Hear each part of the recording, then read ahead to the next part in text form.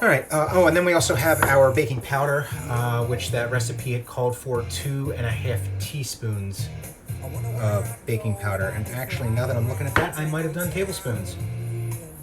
That looks a bit big for 2.5 teaspoons. Let me remeasure that because I accidentally measured out the wrong amount of sugar earlier. So I don't want to screw this up. That's tablespoon. Do I not have a teaspoon? I thought I just had it. Oh. Oh, it's in the sink, of course. Yeah, 1 teaspoon. I'm just going to remeasure that just to be on the safe side. So let me just get another container. God knows I've got enough prep cups around here. Hey, Miss Obi-Wan, thanks for joining the stream tonight. We are making Jewish apple cake from scratch, as you can hopefully tell.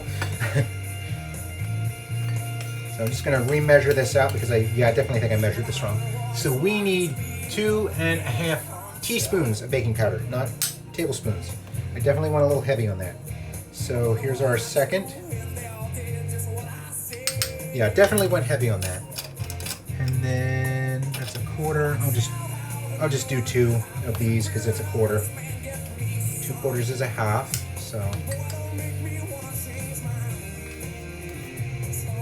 Alright, so there's that. We're good there. Glad I double checked that because that would have been a lot of baking powder to put in that recipe. We'll put the rest of that back. Well, I hope it turns out as well as it's being fun to make, so we'll find out in a little bit, right? All right. So toss that in there. So I'm going to move some of this stuff around here. I'm a little low on space as usual. All right, so now we've got that remeasured out, so that's good. These I'm going to put in a larger bowl because we're going to have to whisk those up.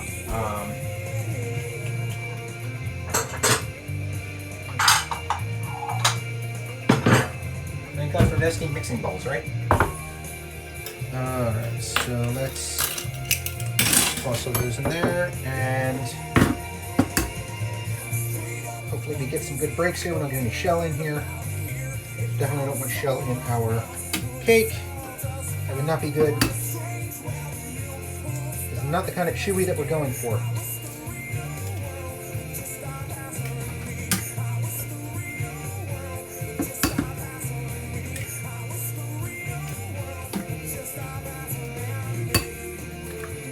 Quick check, no shell, we're good. All right. Here's the old-fashioned rinse off there. Hopefully your week is going well. We are halfway through, so that's, well, quite literally half the battle, right? All right, so I'm gonna go ahead and whisk that up, and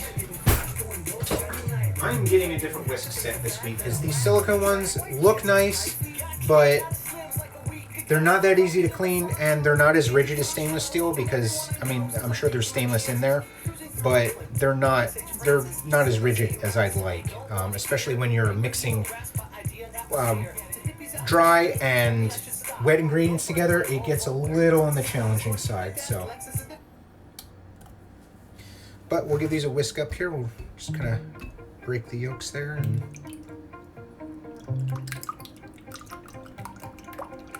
and we've had our oven preheating for quite a bit now, so it's at 350, and that's been going for about an hour, so I'm sure that's more than heated up to where it needs to be.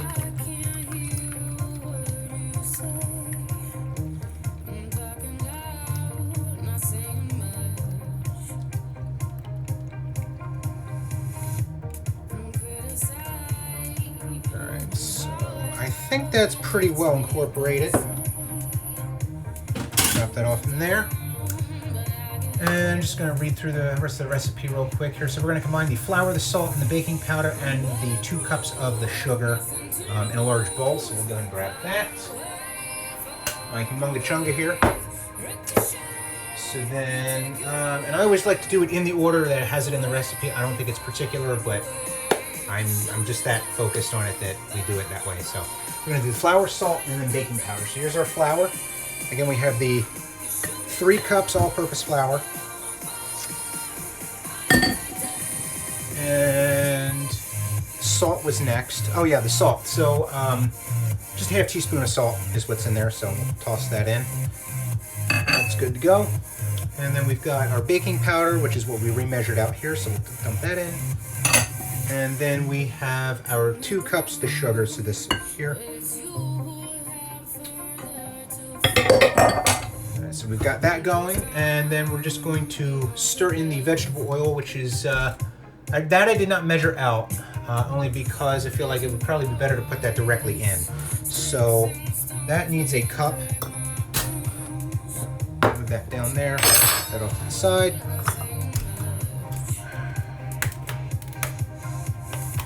And we'll get this measured out here. So I'm gonna just double check again, 1 cup. 1 cup. Okay, we don't want to screw this up because we definitely can't take this out.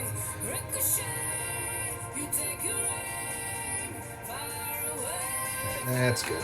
I usually do it just shy of the lip, just be on the safe side. Yeah, I've gotten into baking a lot more than I used to. I used to just cook all the things, and now I've gotten a lot more into baking and just doing different baked goods, sweets, and things like that. So I don't do confectionery. I'm not.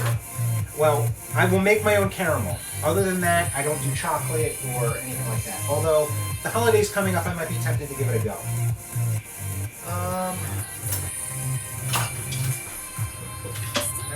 That's the wooden spoon that I wanted. Okay. Alright, so then we are going to do vegetable oil, beaten eggs, orange juice, and vanilla, and mix well. Alright, so let's do our vanilla. That was 2 teaspoons. So let's make sure we actually do teaspoons this time.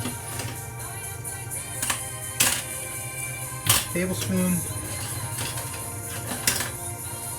There we go, teaspoon. I'm just going to give this a quick rinse off, just so we're not adding anything a little extra in there.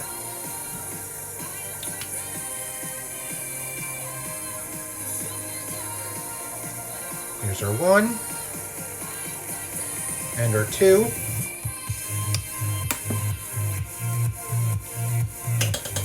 And let me see, so we had the vanilla, the orange juice, and the eggs. So everything else is measured out, which is good. Here's our OJ.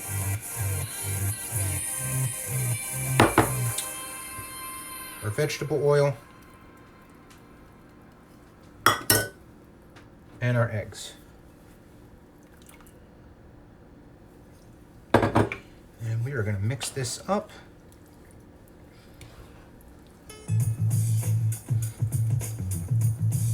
And I prefer to mix by hand if at all possible. I'm not a huge fan of hand mixers, only because they tend to make a little bit more of a mess than necessary. That, and I also don't have room for, this is coming together really nicely. I do not have room for a stand mixer in here yet. I am working on that. Who knows, maybe that's a Christmas gift to me, we'll see. But, whoop, get this stirred up here. Definitely getting an apron this weekend. I feel like I could definitely use one. Gonna get this well incorporated, and then we're gonna pour half the, well, we're gonna do our apples first, so we can let this sit for a minute.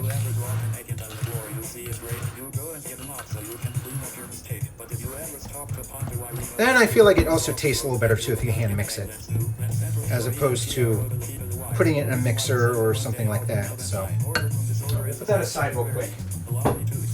We're going to go ahead and we'll prep up our apples here. And actually, before I do that, let me go ahead and just give this a quick dust off here.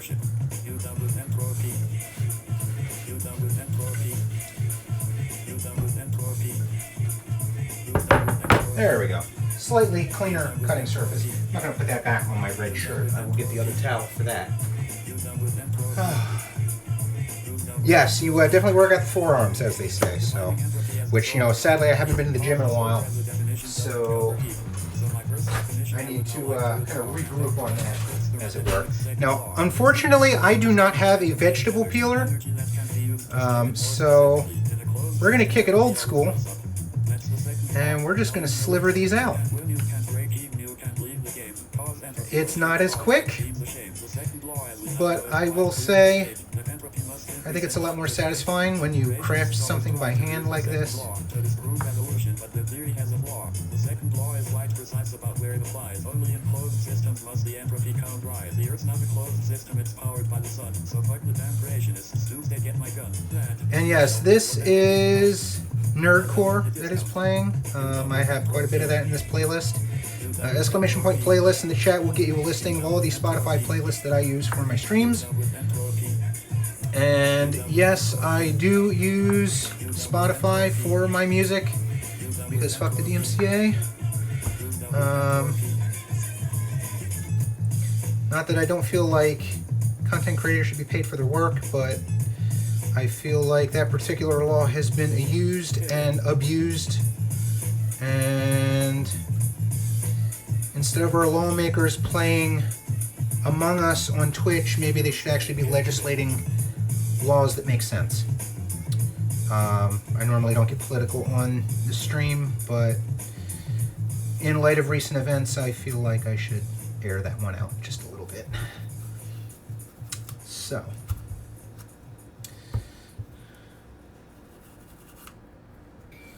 could probably grow an apple tree in the time it takes to sliver this out, but you know what? Like I said, I think it tastes so much better.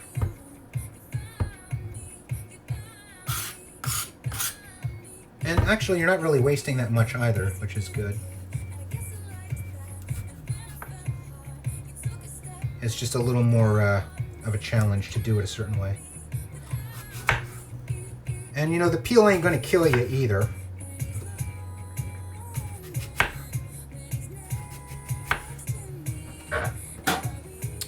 So we're going to put that aside and we'll just continue on with slivering this out here.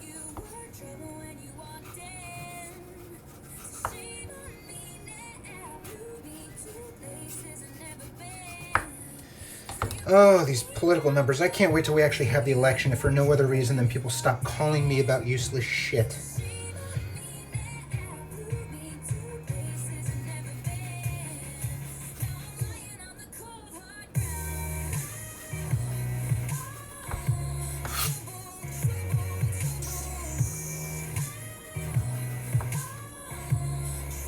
Thankfully, I have a Pixel and it does really good job of call blocking. So you get one shot. If I don't answer your number and I block you, then you're pretty much done.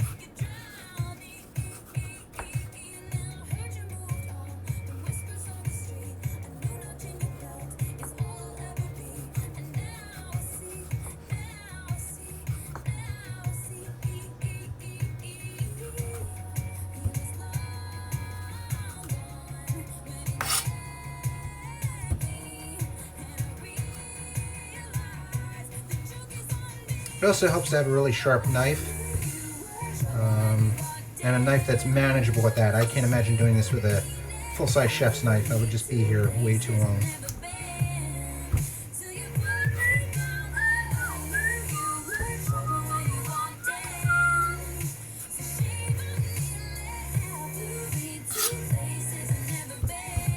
And we'll sliver this one down like before. Oops. I want apple in this cake, not a finger. Thank you. Not tasty. Not at all. Alright, so we got that. Just hurl those in the sink. Thank God for a garbage disposal.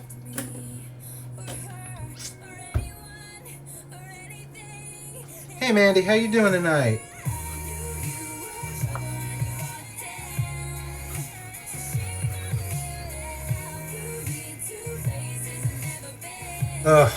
Well, I mean, hey, it's work. I'm not knocking anyone that does it. I just feel like there's better ways to get out the message than calling people. I mean, in this day and age, it's also way too easy to block people. Whether it's a phone call, email, text message, Twitter, you name it. It's one thing I like about the internet. You get choice.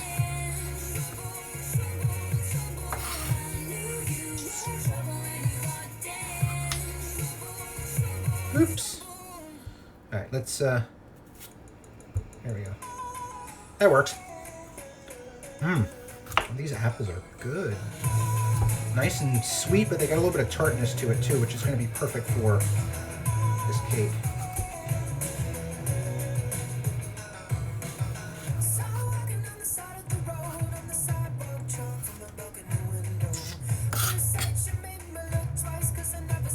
Just gonna nip that little end off there. Here we go.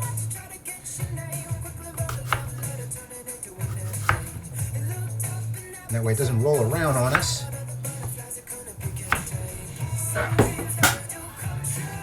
And I don't mind leaving a little bit of peel on it, you know, it gives it color and flavor and whatnot. Well, maybe not flavor, but certainly gives it color. I mean, you can say that you waste a little more of the flesh of the apple by doing it this way, but I don't know, sometimes the old ways are the best. I mean, they didn't always have peelers.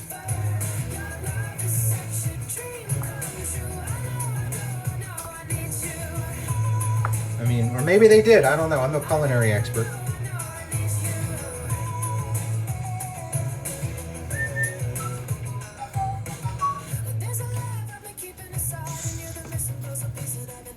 Oh, I need to get a bench knife, or a, not a bench knife, but a bench scraper this weekend. Thank God for payday.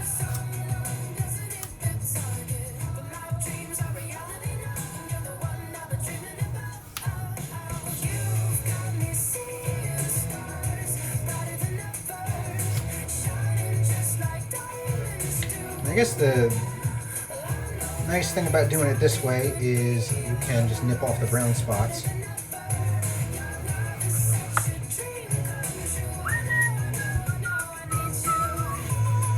And for those of you playing along at home, yes, my hands are clean. No fear there.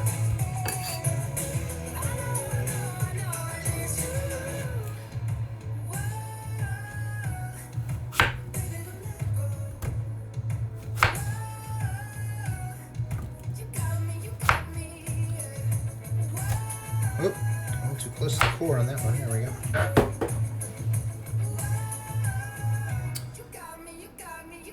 Yeah, these, I forget, I think these are Macintosh apples?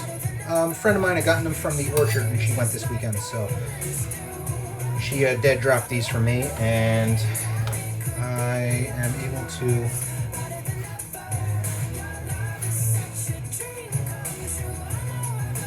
the benefit of using a sharp knife as well, you can cut stuff absurdly thin. Now, this particular recipe called for 2 to 3 medium-sized apples. I went one more just because I happen to like apples. And moreover, I happen to really like Jewish apple cake. So, as a matter of fact, when I was prepping this particular recipe, I was trying to look for my mom's recipe. She made the absolute best Jewish apple cake. But there was a few ingredients that are not commonplace that she used, and I can't remember what they are. I want to say it was nutmeg and something else, but I could be wrong. And I didn't want to jack it up because I've never cooked with nutmeg before, or baked, I should say. So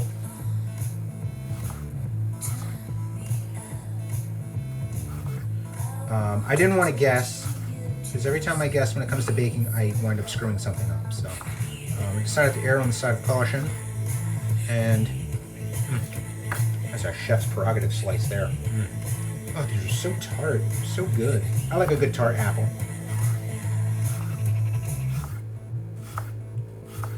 We're just kind of doing like 1/8 of an inch slices here. The idea behind this being that when you bite into the cake, I want you to get apple in it. I don't want you to just taste, you know, cake and you get the spice, you get the sugar, but you're not getting any apple in there. It kind of defeats the purpose of making an apple cake if you don't actually taste apple. So, get that little guy off there. And, you know, I like doing prep anyway. It's a little more relaxing than than most other things. That's honestly my favorite part of the stream, is doing prep. We're gonna have a ton of apples for this. Yeah, so to be completely honest, I'm not exactly sure what makes it Jewish apple cake. That's just the only name I know it by, so.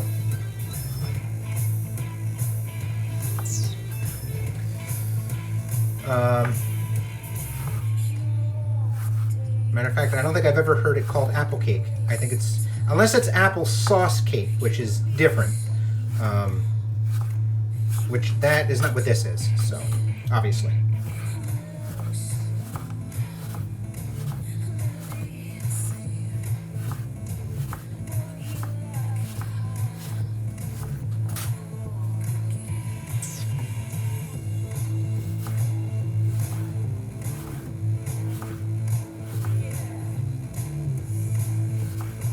I also like to vary my slices as well. I mean, we're not making this for a supermarket. We're not selling it.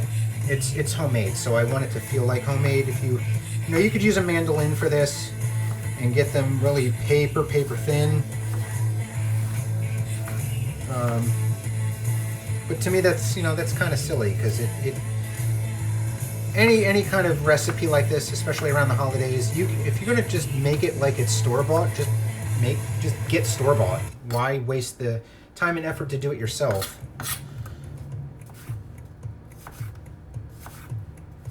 So I don't know if you guys know, but we are putting all of our cooking and baking streams up on YouTube. We've got last Sunday's up on there already. We've done 6 episodes of the Sunday brunch stream, where we generally make a breakfast dish, and then we will do a bake. And both of those are kind of decided through the week. I haven't decided what we're going to make this Sunday, although I have an idea. If you guys want a sneak peek of what I'm thinking of, if you want any input into the recipes, if you want to submit something and watch me make it on the stream, you can join our Discord, Discord in the chat. We'll get you a link to that. And we have a foodies channel in there, which you guys can join. And you can have some input into the menu for that week. You can also, whoops, a little too close to that finger there.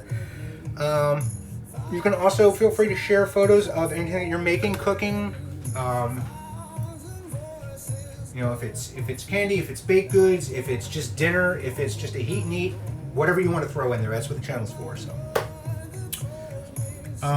So actually, I'm glad you mentioned that, Miss Obi-Wan, because yes, last Sunday we did an Eggs Benedict. It was the first time I ever made a hollandaise sauce. I'm not gonna lie, it could have come out a little bit better. I think I went a little heavy on the lemon juice, but it did work pretty well.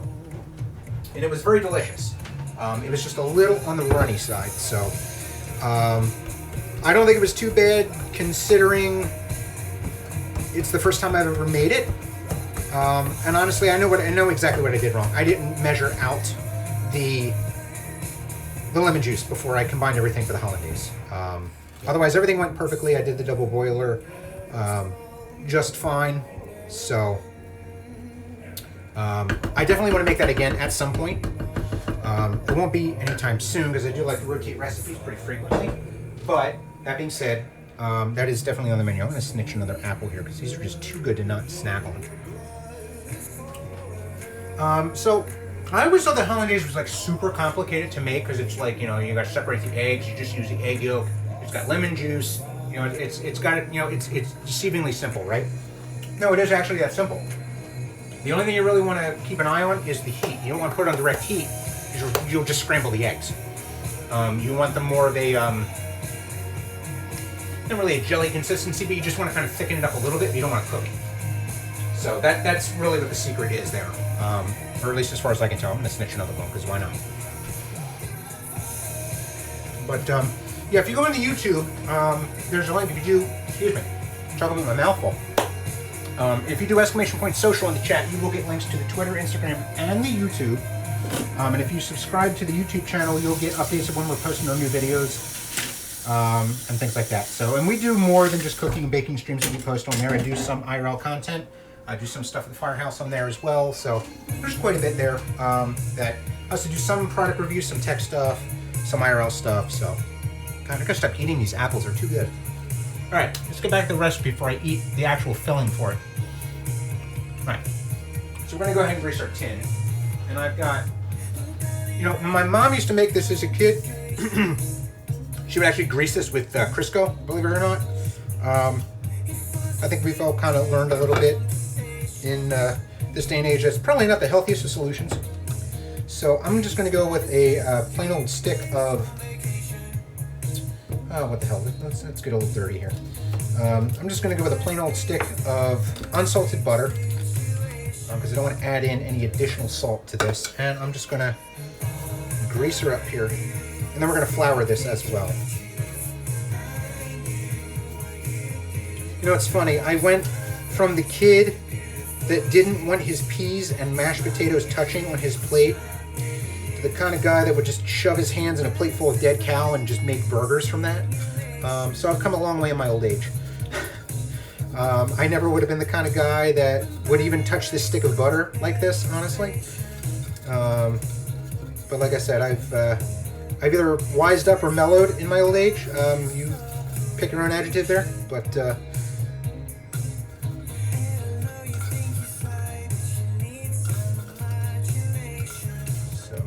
I'm not afraid to get messy with it, as they say. Get that back on there, and then I'm just gonna make sure we've got it all coated. I don't want anything sticking in here. I mean, that's one thing I guess you could say about Crisco. It's a little bit easier to lube up the pan, if you will. Awesome, thank you, Miss Obi-Wan. I appreciate that. Hopefully you find the content interesting, and I'm always willing to solicit ideas from the community as well. So if you have a suggestion for something, by all means, that's what the Discord's for. That's where we're actually hanging out most days when we're not on stream. And I've got it on my phone, got it on the desktop, got it on the laptop, got it on the tablet, got it on the iPad, got it on the other phone. So there's always ways to reach out and post some ideas in there. We also have a ton of other stuff in the Discord too as well. We've got channels in there for watch parties. We've got channels in there for a lot of personal interests of mine. So I don't know if you know this, on the side I am a volunteer firefighter as well. So I do a lot with the fire company. And I do have a channel in there that's dedicated just talking about what we call woo-woo, which is anything with lights and sirens. I do tend to show off my car on there a little bit, admittedly more than I probably should, but you know, is what it is. But we've got channels in there for that. We've got channels in there for talking about food. We've got a channel for pets. We've got everything in there. We've also got some Reddit feeds from some of the subreddits that I happen to like. They're also in there as well. So we've got a little bit going on.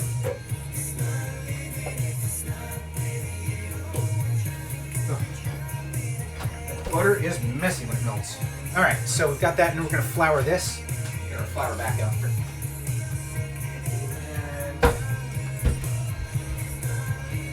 And I'm going to just slightly dust this.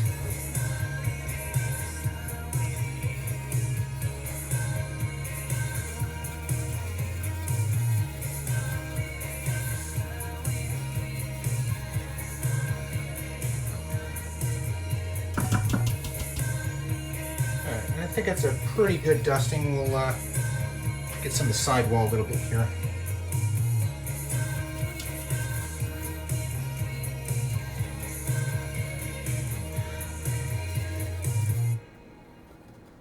Man, my sink looks like a ghost threw up in there. Everything's white.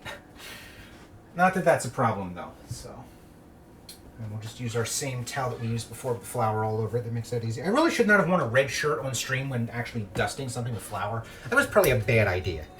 But that's what laundry's for. So, and tomorrow's my laundry day anyway, so I guess that works out. Alright, so we're done with that. So now we've got our pan. And granted, this is a larger pan. Unfortunately, I did not have one. I had to go out and buy one. And this is the largest, I should say the only size of pan that Target had. This is a 16-inch cake pan. It does call for a 10-inch, so we're going to see how well this turns out. We'll just have to see how that is. So let's go on with the recipe here. So we've got this tube pan all taken care of. We're going to pour half the batter in, and then we're going to do the apples, and then we're going to go ahead and do the cinnamon sugar, and then we're going to top it with the batter. So Let's go back half here. Move some of this junk out of the way.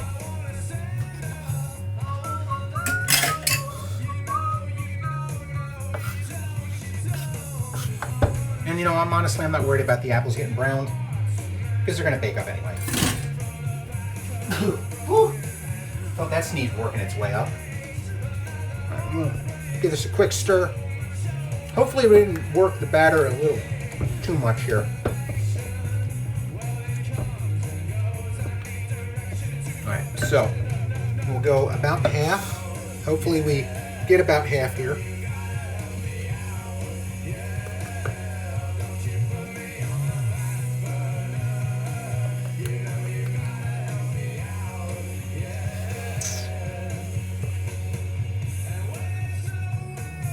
That's probably good. Actually, probably I think that's a little bit more than half, but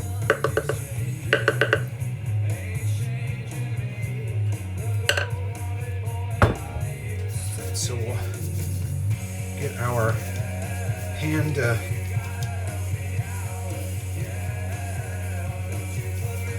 get it evenly distributed here. All right, there we go. So we'll do our apples.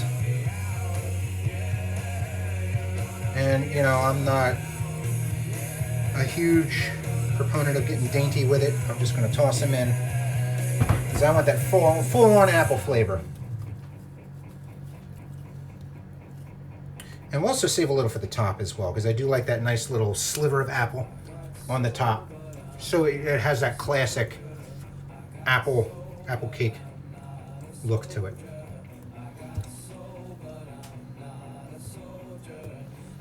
All right, and then we'll just top this with the rest of our batter here. Make sure I don't get any of this on my shirt. I know I'm doing laundry, but still.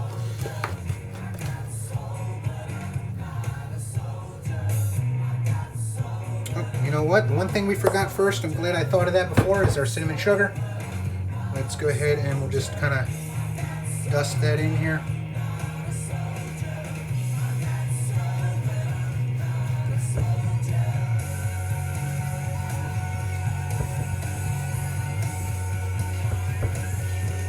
We're just going to keep spinning until we use it all up.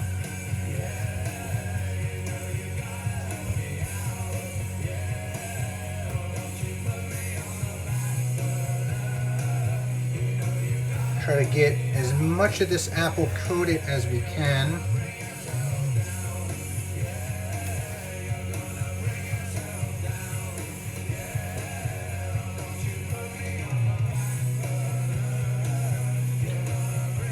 Alright, and then we'll go back to putting the rest of our batter in here. It's always good when you catch mistakes before they're irreversible.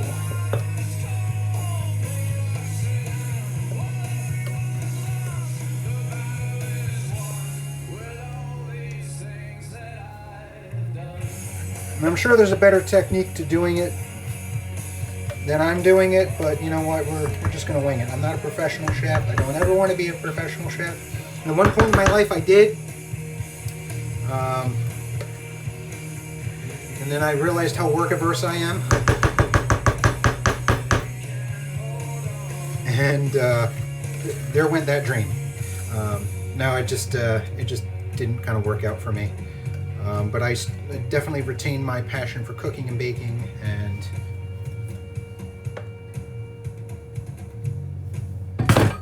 alright, and that's why we keep our knife handy. Just gonna go ahead and scrape this off here. And you know, truth be told, the top of this could probably get it coated a little bit better, but we'll see if we can hopefully even some of this out. And the good thing about having a Google Home in the kitchen is you can do this. Okay, Google, skip this song when your hands are gross. So I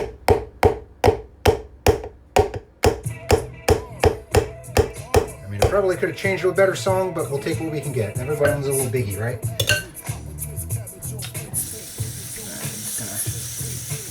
Wow, I think I got more flour on the top of the faucet here than I did in the actual batter.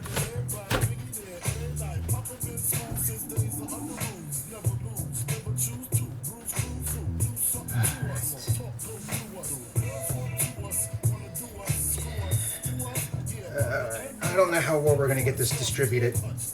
I Probably cocked it up a little bit, but you know what? It's not the end of the world. And you know what? So that's the top of our cake. That's the top of our cake. You know, it works for me. It's the first time I've ever made this, and at least I'm not making my mom's recipe, so she's not going to haunt me in the middle of the night. Some batter here. I know this has egg in it, and I don't care. I just want to taste it anyway. That's good. That was so good. All right. Oh, really tasting that cinnamon in there. Okay. All right, so again, we have our oven preheated for about an hour and a half now at 350. And we're going to go ahead and throw this in for about 70 to 90 minutes. And hopefully it comes out looking a little bit better than... let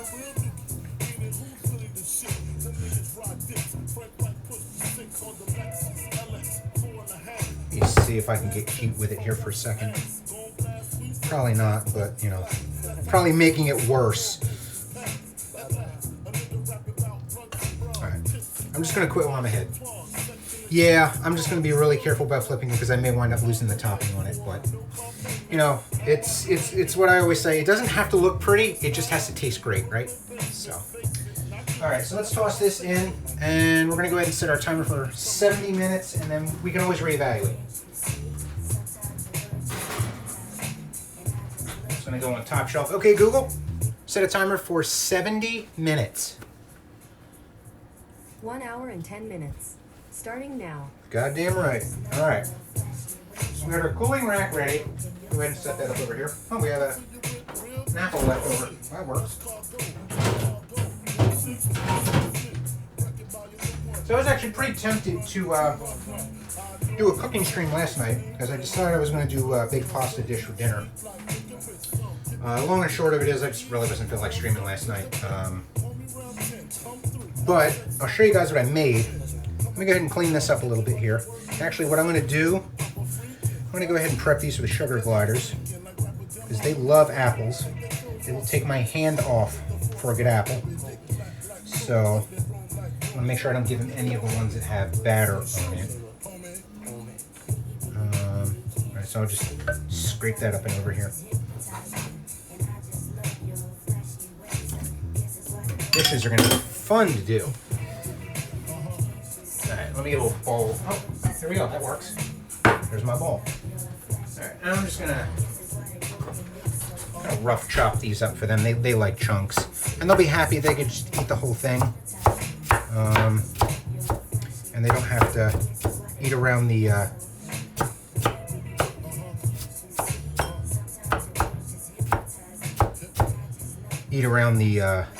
the peel, so they'll be happy there.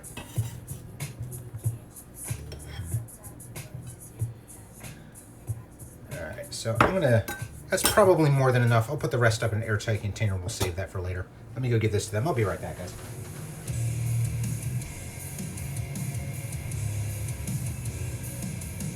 Hello, it's me. I was wondering if after all these years you like me to go over everything. They say that time's supposed to heal ya, but I ain't done much healing. Hello, can you hear me?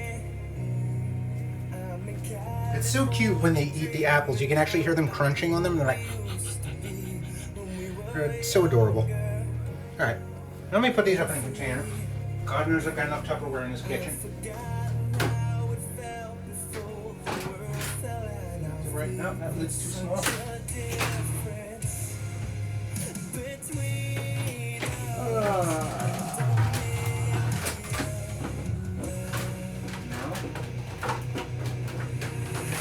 There we go. I happen to like this cover of Hello.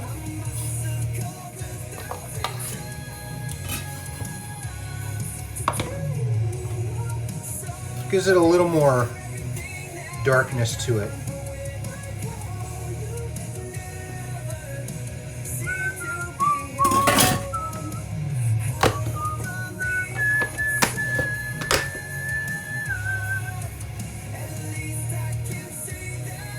Oh, yeah. Floyd, my gravy. I'm actually surprised he hasn't jumped up here yet. Although he was stalking the ingredients earlier, so another reason why I'm not surprised. Real quick, so while I'm in here, I made just kind of a baked penne last night. It doesn't look too appetizing cold, but this is what we got. It's a little ricotta in there, mozzarella, did a meat sauce, just some penne. So nothing too fancy, but it's, oh damn, it's delicious. It's almost like a lasagna, except without lasagna noodles, it's just penne. So really, really delicious. So since it's just me, I will probably have that for the rest of the week. But yeah, it was quite good. That was dinner and lunch, so looked very good. So I'm glad it looked good to you too. All right, so we're gonna go ahead and do a little bit of cleanup here while we've got that in the oven. So we've got our timer going. We're just gonna double check. Okay, Google, how much time is left on our timer?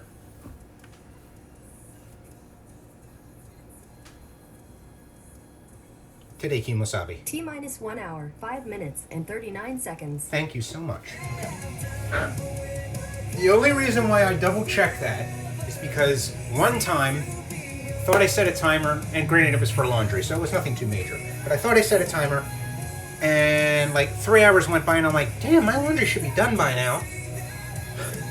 Turns out I'd never actually set the timer, so, you know. So that's why I was like double check with things that are, you know, a little more time sensitive, like baking. So yeah. Alright, so we've got plenty of baking ingredients now. Alright, so what I'll do, guys, let me tilt you up here. Hello. I'll go ahead and pull the chat and a little closer to the sink. Ooh, this keyboard's filthy. And then we will go ahead and really just load the dishwasher. I'm not going to be giving too much by hand. But at least this way, we can have a nice conversation, guys. So hopefully, like I said, your evening is going well. It's midweek. We're almost to the home stretch. Hopefully this week is a pay week for you guys. I know it is for me. I'm looking forward to payday on Friday. So, and you know, honestly, a lot of that's just going to go right back out in the form of buying cookware, bakeware, and all that fun stuff. So, and pardon my extraordinarily messy kitchen. Oh, Senna. Well, I certainly appreciate you popping into the chat nonetheless. And so, all you really missed was me kind of screwing up the batter for the cake. We were supposed to do half, and then put the apples on there, and then the cinnamon sugar, and then the other half of the batter. Well, I went a little heavy-handed with the batter, and kind of did like 7/8 of the batter. So I don't know how this is going to look when we take it out of the oven.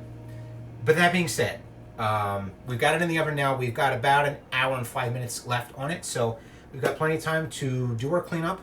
And then I'm thinking it's French press time, so I'll show you you gals how to do a proper French press. I think that'll be awesome. I've been wanting to do that on stream for a while. So, but there's certainly a technique to it if you really want to get your coffee tasting right. If you're one of those weird people that actually likes black coffee, which then I know you're not.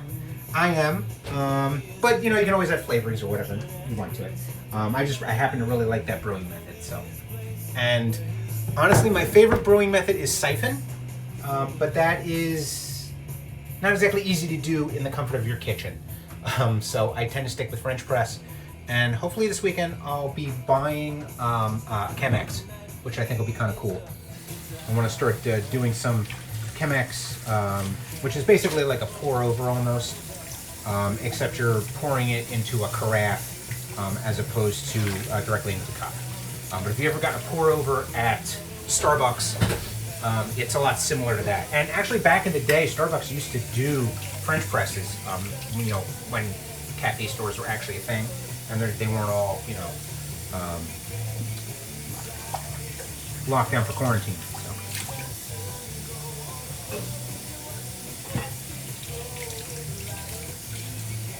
We'll crack open the music here. I don't know why that's so low. Okay, Google, turn the music up, please.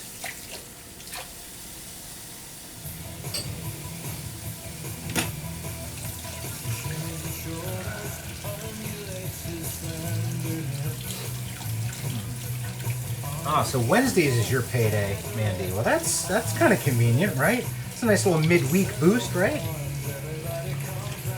I don't think I've ever had a payday that was not on a Friday.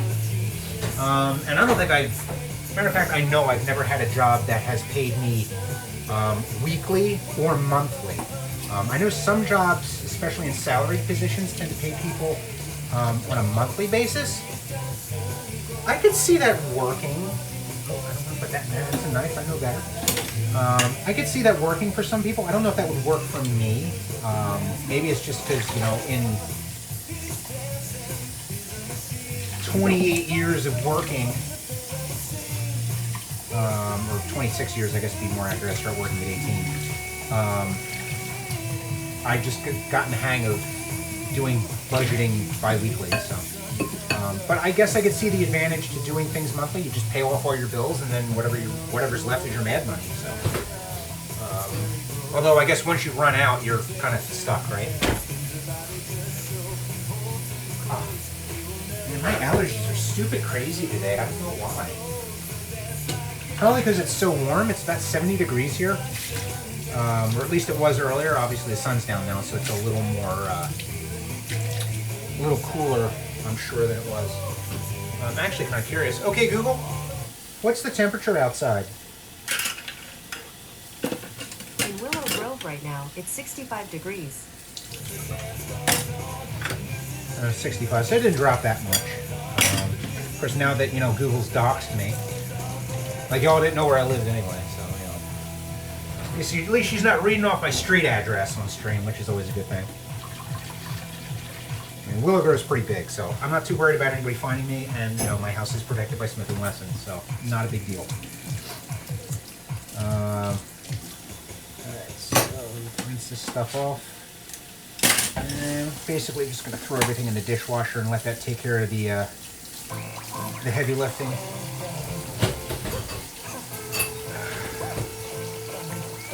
Alright, shove all these down here.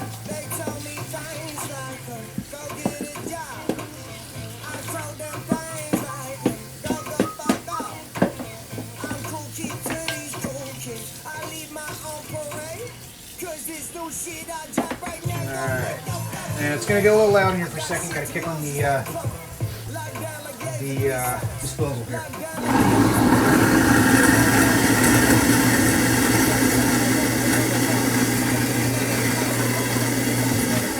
Alright, good enough, good enough.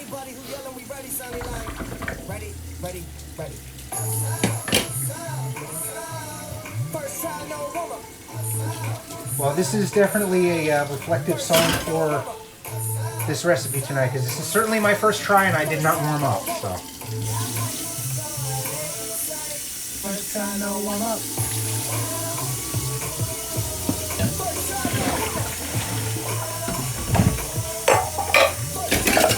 And we're just going to make this easy, just rinse these out and we'll just toss them in the dishwasher. And like I said, we'll let that be the heavy.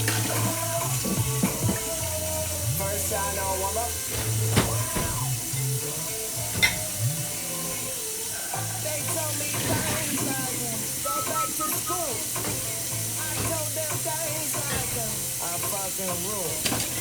I'm Quim Cardona first try. I'm David Blaine, I'm mushrooms. So this shit right here, this don't make me laugh. Okay, like I get higher than Peter Pan on Skyline. I came in some part on the 5 line. Vancouver raised the boy to a man from $100 show to a couple $100 grand. Write my music like a 12-year-old. Long day, Mandy.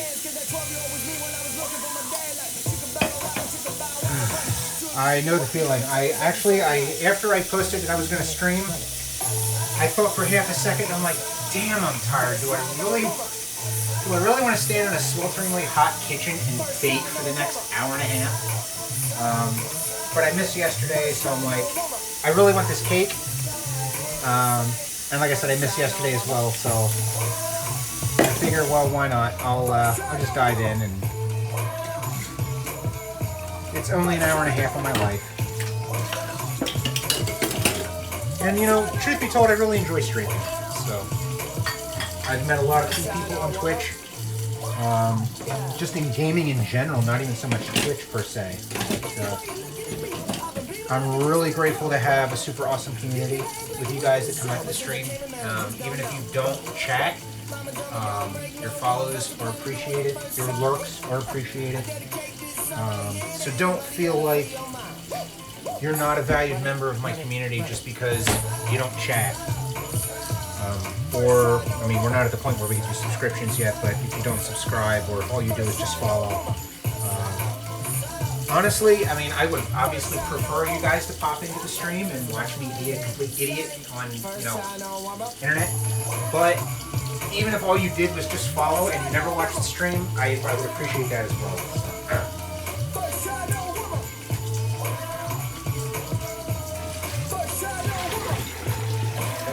It's going to take forever to get this stuff out of here.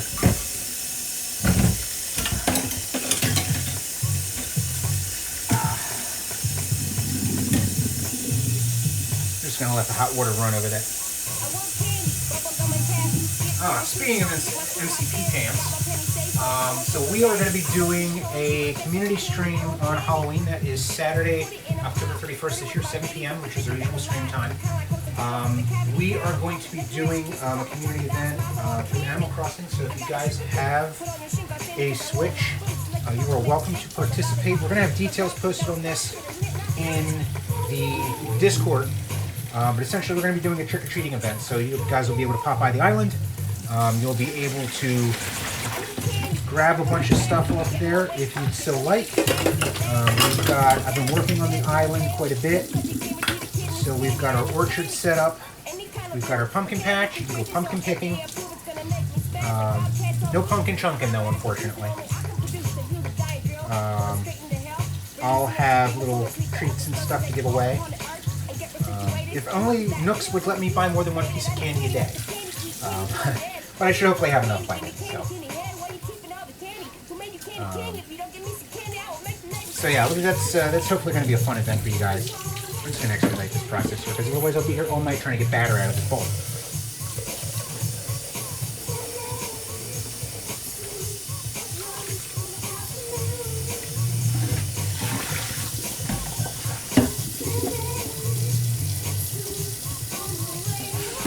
I'm not really washing this, I'm just trying to get the batter out of it so I'm not putting a goopy mess in the dishwasher, because all that's really going to do is just throw batter on everything else.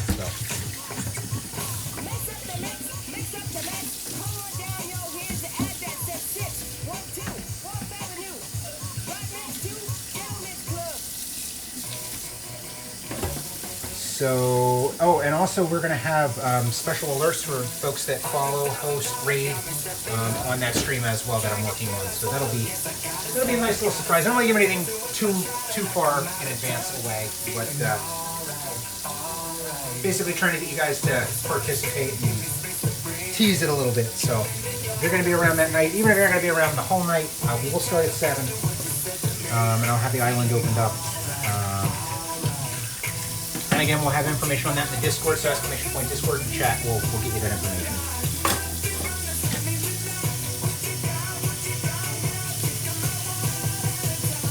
Oh, cool.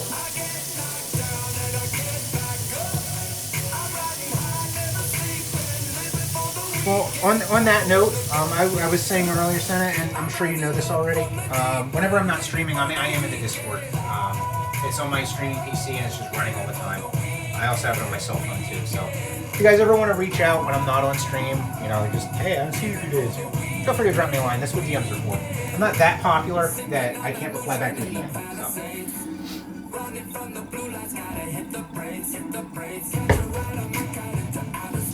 I don't think I've used this many measuring cups in a while.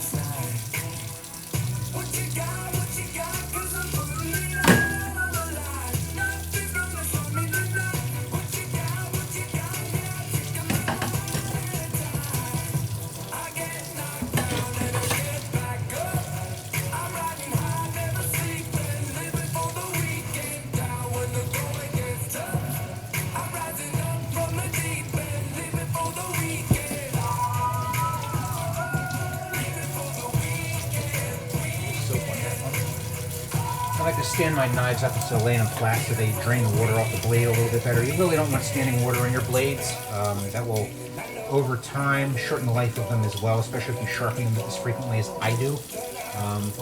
They will rust. They will get water stains on the blades. So just keep them looking nice and kind of stand them up on edge.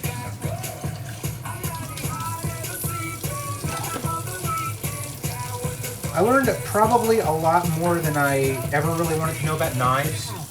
Being a meat cutter's apprentice for about 2 years when I lived in Indiana. I had the good fortune of employment. I don't necessarily know if I would call it good at times, but I had I guess I'll say I had the good fortune of knowing a lot of good guys in the meat department. And at the time, I was really hoping to join the chef's program that this particular supermarket had and some of their more higher-end stores. Obviously, it didn't pan out, but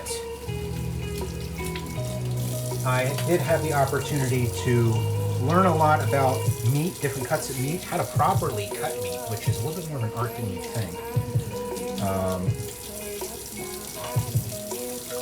So that was a fun experience. So I'm fortunate in that while I don't have what anyone would ever consider to be a professional background in cooking or baking,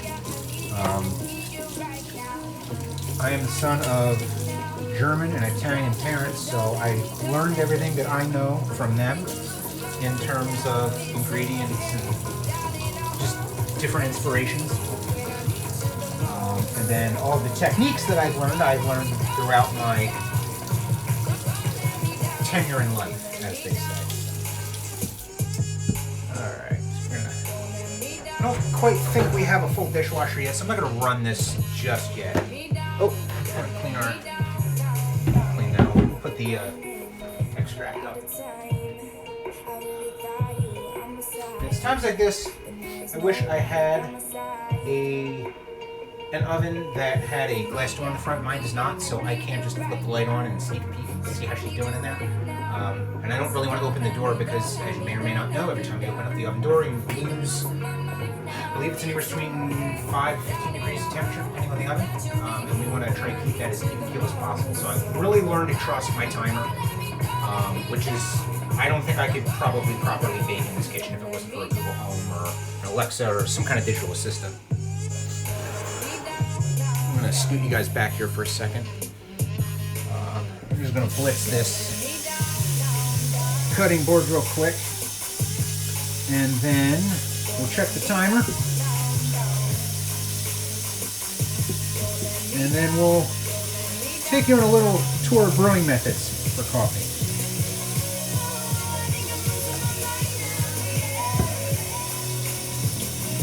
By the way, if you guys are digging the music that we have on the stream, we have 3, sometimes 4 different playlists that we use on stream, just depending on the mood I'm in and what kind of music I'm listening to. So we have exclamation point playlists in the chat. We'll get you listening to all the Spotify playlists that I personally curated with just music that I really like.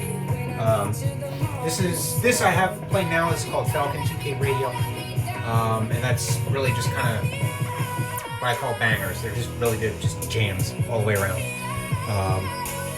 Basically from like the 90s through today, without sounding like a marketing commercial for a really bad radio station. Then we've got other ones. We've got some singers and standards, which I like to kick on Sundays when we're doing our brunch streams, and potentially some sing along as well. But we've got some other ones on there as well, so go ahead and check that out. Alright guys, I'm going to move you up here as I need to kind of hand sweep underneath the under the tripod here. There we go. Sorry about that. Alright. I don't think anyone ever needs to be that close to my forehead, so I apologize. Alright. And you'll also notice with this particular playlist, I tend to be very eclectic in my musical tastes, so you'll notice it ranges from Justin Timberlake to MC Chris and, you know, anything in between. Alright, so guys, let's see here. Pull some of these down here. So I have an espresso, which is my, turn the music down here for a second.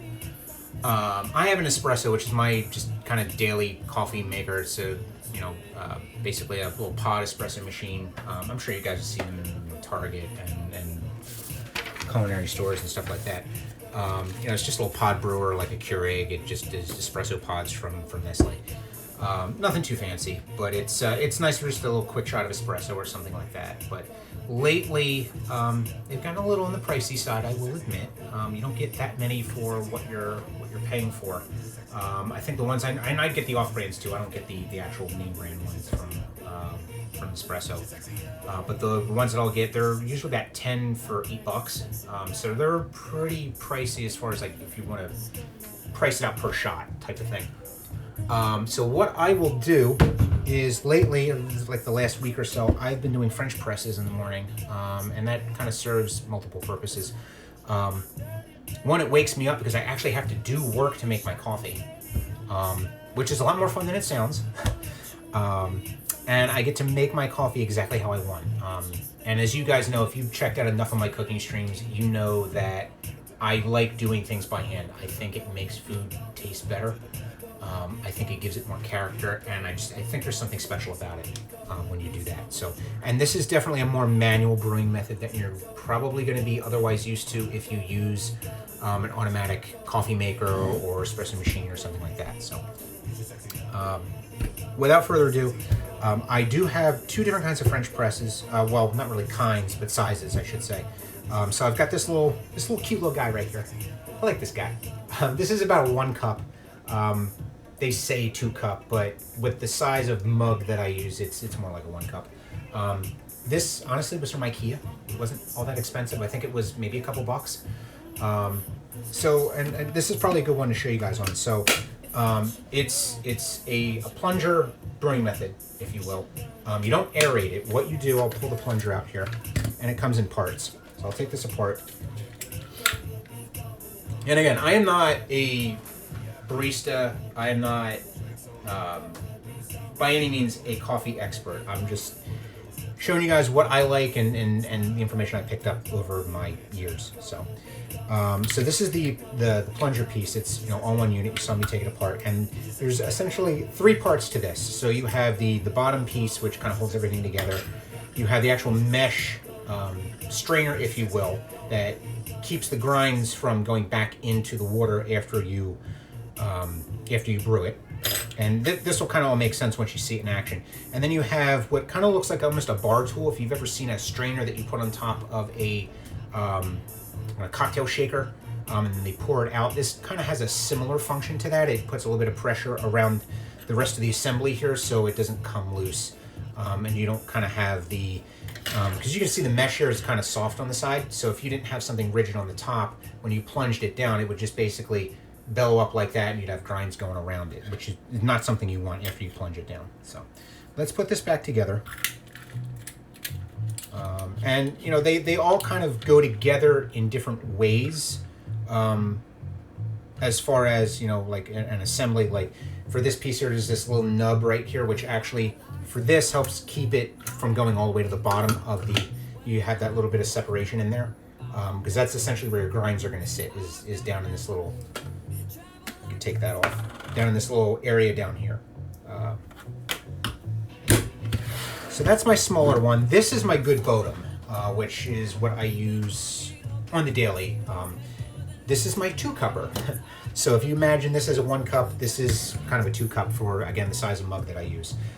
And same basic assembly. This is the classic French design. I'm sure you've seen Bodums in stores. They have all different kinds. They have in plastic, clear plastic, and plastic handles and whatnot. This one is glass, and this one comes all the way apart. So same basic principle.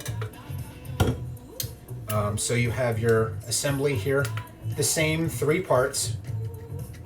Take this off here. It's just a larger version of this essentially. So you have your bottom lock retaining plate. You have your mesh filter. And this is metal, by the way. This is not plastic. This is a I don't know if it's a stainless or what it is made out of actually. This one's been around a while. I should probably replace it. And we'll get into care tips in a little bit, and then you have your kind of your cocktail topper, for lack of a better terminology there. And this one is nice because this actually has the nub. I don't know if you guys can see that. It has the nub pointed up, so it kind of all sits in that little tray, which is nice. Doesn't shift around like the other one does. And then it literally just screws into the little rod here, and that's all one unit. So this is the lid, and this is the, just in case you do get any grinds back up in the water, it does have this kind of filter, not really a mesh, but just kind of like a strainer part up at the top as well. You guys can see that. This one I really like. It's super easy to clean, super easy to clean, because I can actually get my whole sausage hand right up in there and dry it out and scrub it. And that actually brings up a good point. So as far as care tips go, you may be able to get away with this on plastic, although I wouldn't recommend it for a similar reason. But so this one, I can actually take this out of here. And this, you know, if you've ever spent a day in your life in a chemistry class, this looks pretty damn familiar, right? This is basically your, what do they call, graduated cylinder? Or no, I guess beaker? No, it wouldn't be a beaker. I guess it would be graduated cylinder. But anyway, it's really super easy to clean, but this is glass. So what I recommend people do when they clean this is, here's my scrub pad, pardon the filth. This one's a little bit better than most because this is still kind of a soft, scrubby side. I would not recommend using any kind of steel wool or anything that's going to heavily scratch the inside of it because, again, this is glass. And you're going to be pouring boiling water or sub-boiling, just under boiling water in here. And you don't want to weaken the glass because the last thing you want to have happen is you have grinds in here. You're brewing your coffee, and over time, because you've scratched the inside of it, this glass will shatter. I've seen it happen. A, it's not a fun mess to clean up. B, you're going to burn the shit out of yourself. So you really want to be careful about how you take care of this. If you take care of your French press, it will take care of you, as they say. So we'll put this back together here, and I'll show you the process on how to do this. So it's going to be a little bit different depending on the size of French press that you're using. Yes, it is a smiley face. This is the Philly Zone Scrub Daddy, as they call it. If you look those up online, they were kind of invented, if you will, in the Philadelphia area. So yes, it's a cute little smiley face, but all of these have functionality. These holes here, pardon my grotesqueness, these holes are really good for cleaning straws. And the mouth is really good for cleaning spoons. You can literally, I'll just grab one here. You can literally, instead of just scrubbing it like you normally would, you can just run the spoon right in and you can kind of see how that fits. So you can just kind of run it through a few times and clean it out and you're good to go and it's less scrubbing. And these do have, you know, like I said, a really heavy, kind of napped, scrubby side. And then they've got a softer side for more delicate surfaces, metals you don't want to scratch and things like that. Although that's not really going to scratch too badly, but it's nice to have the option of both. Especially on top of this, because this is a mirrored finish, I wouldn't want to use the scrubby side on it. I would use the kind of the softer yellow side. So, yeah. Yeah. Well, you know, it happens, and I think that's a lot of the reason why people don't use French press to make their coffee. It can be a bit intimidating if you're not used to the process. Although I'm going to take you through from start to finish, and it's really stupid easy, especially the way that I make it. So your ingredients, obviously, you're going to have coffee, and I'll get to that in a second. But you'll have whatever French press of your choice is.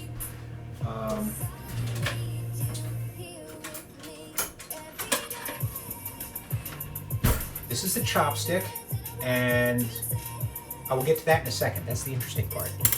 We'll come back to that. I'm just worried about that. All right. And I apologize. I do not have a proper kettle, so I have to boil my water in a pot. But, you know, it is what it is.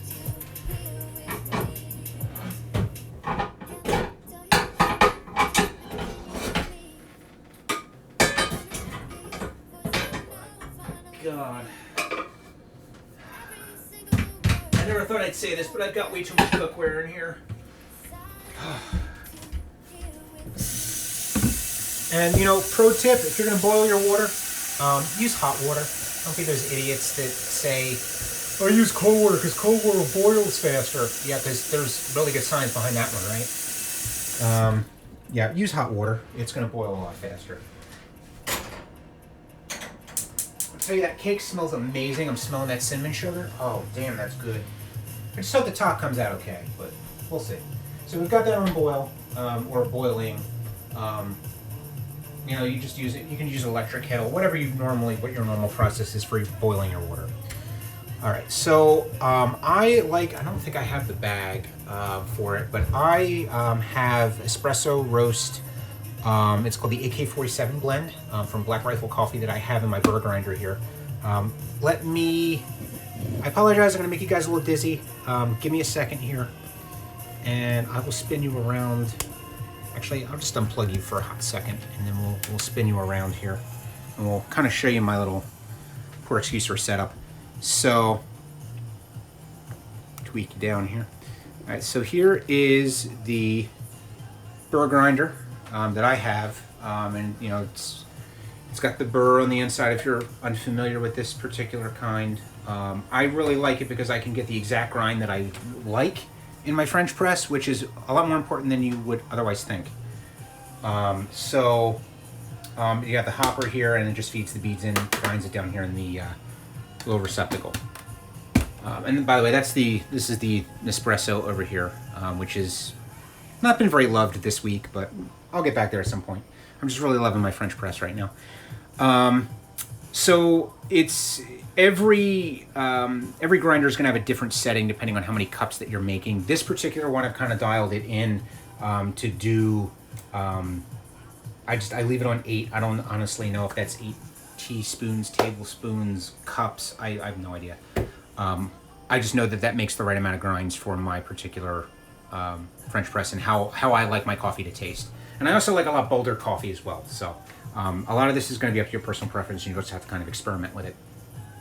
But you'll notice where I've got the selector ring for the type of grind.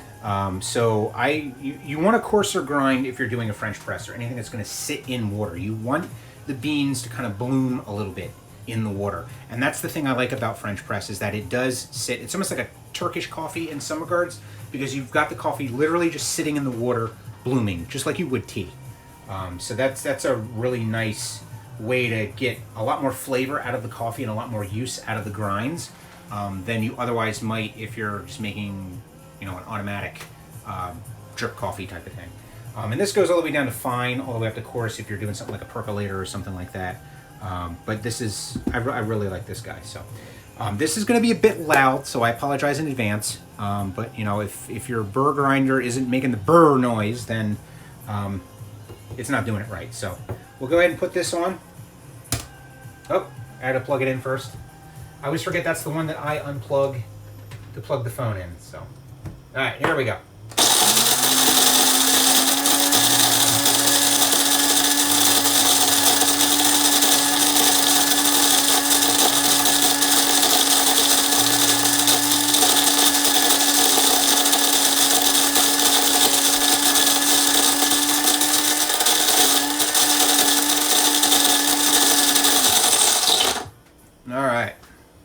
And I usually give it a little tap there just to get all any lingering grinds in there out. All right, we're gonna go ahead and unplug this, and all right. So let's go ahead and we'll swing you guys back and we'll show you the rest of the process here. So I apologize if I'm making anyone dizzy.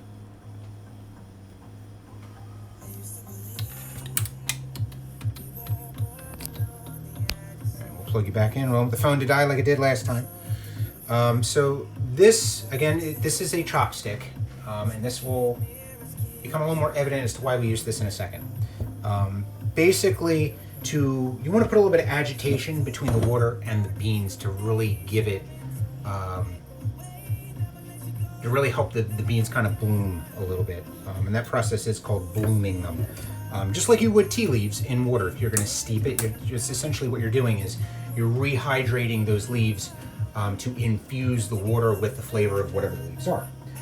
You're essentially doing the same thing with the coffee.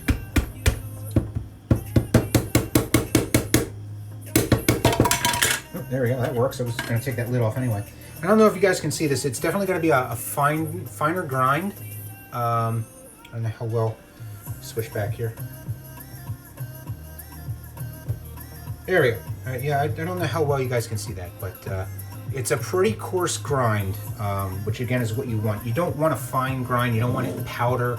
You don't want it like instant coffee. You want it a little bit more coarse. You want to kind of see chunks in there a little bit of the beans. And literally all you do, you take the plunger and the strainer out and you just put it in there just like that. You let that sit there.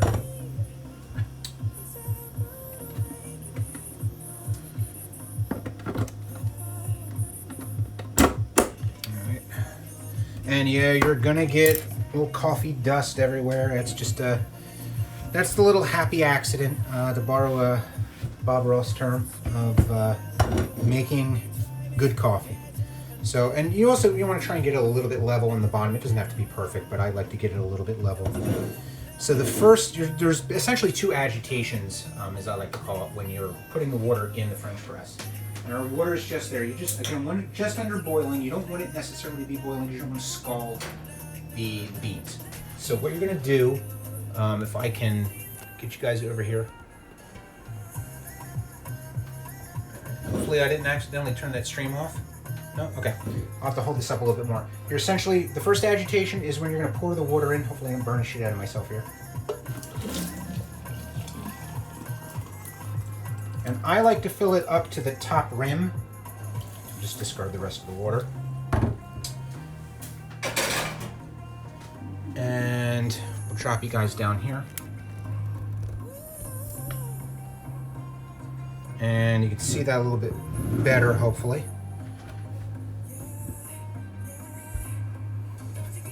All right. So the first thing you're going to notice is you've got muddy looking water, right? That's just what it's going to look like. You're essentially steeping those beans, the grinds, those coarse grinds, in the water. So that's that first immediate agitation, is in that water stirring up those beans. And you're going to look in here. It's going to look like the French press isn't clean if you're looking at this in person, because you're going to see a lot of colored bubbles in here, almost like there's still soap in there. That's the natural oils of the beans. Don't worry about that. That is perfectly normal process to see happen. What we do with this is the second agitation, this chopstick. And I like to use wood only because it's not going to alter the chemical balance of the beans in the water. Metal does have a tendency to throw it off, as well as some other materials. So I like to use plastic as one of those other things, or it can be at least. So I like to use wood. And essentially what you're going to do is and I like to do it based on 2 and 6. So it's an 8-minute brewing process. And what I like to do is 2 minutes for the agitation, and then I let it sit for 6 minutes, and that's your 8-minute brewing process. You can shorten it a little bit if you like slightly lighter flavored coffee, or lighter tasting coffee, I should say. You can shorten the second part, the 6. You can take off 2 minutes of that and do 4. I wouldn't recommend going any lower than that, depending on the strength of the coffee you already have. This is already at an espresso roast, so I wouldn't go any lower on that. So essentially what we're going to do, we're going to stir this up, and you're going to see immediately that crema come up to the top, just like you would if it was a shot of espresso pulled from an espresso machine. And in my opinion, kind of the best part is you get that really rich creamy kind of flavor to it, but you still get that coffee taste as well. For, those of us that like our coffee black. Okay, Google, set a timer for 2 minutes. Second timer for 2 minutes. Starting now. And essentially what I'm doing is I have this chopstick all the way at the bottom, but I'm not pressing hard. I don't want to inadvertently scratch it or anything like that. I just want to give a full agitation to the water. And I'm going to just keep going until the timer stops me.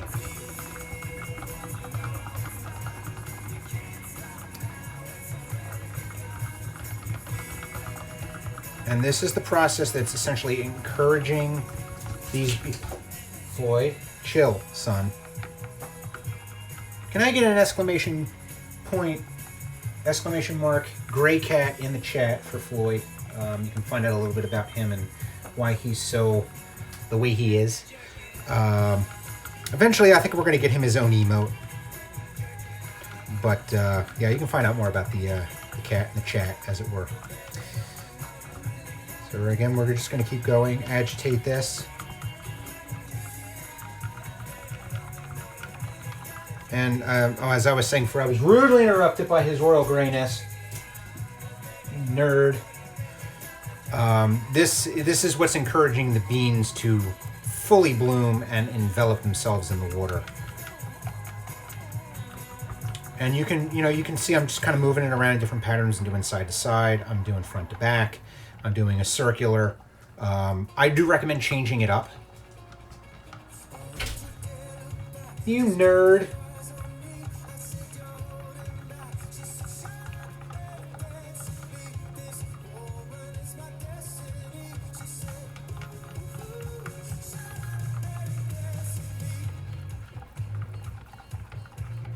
I think this 2 minutes should be up already.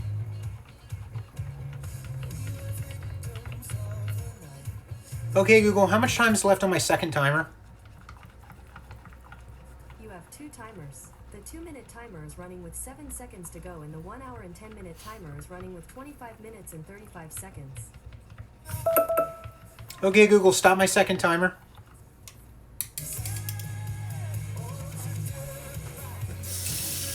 Alright, so we're good there. Also, the advantage to using wood, a really good quality wood that, like my chopsticks are, is that you won't warp them as well in the hot water. So that's also an advantage to that. And what I'm going to do is I will set my other 6-minute timer directly on the phone here.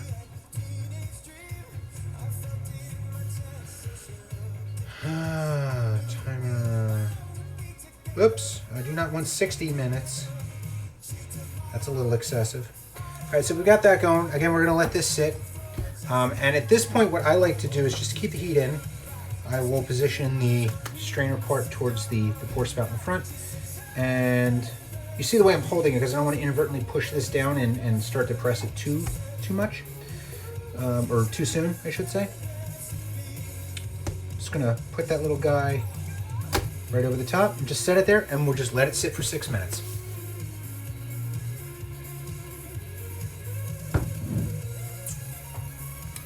And I'll leave the camera there because you guys will see what else kind of happens here.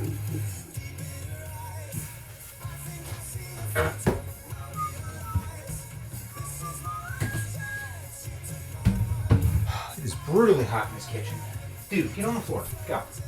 Floor. Get down. Down.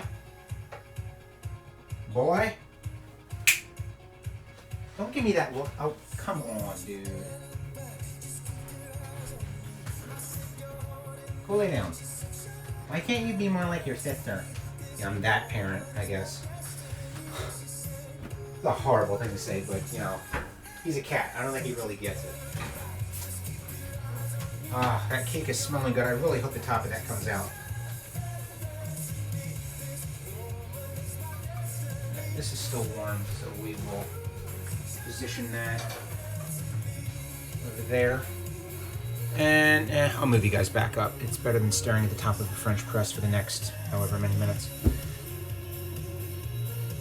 Oh, you're trying to set my timer for me, Senna? Is that it? You know, that would actually be... It would be good for some of you, but I could see people being malicious and coming into the chat if there was a way for you to interact with the timer and just kind of randomly change shit on me as I'm baking. That would not be good. But that would be a cool concept. Oh, thank you for the follow, Coca-Cola Mommy. I appreciate it. Thank you so much.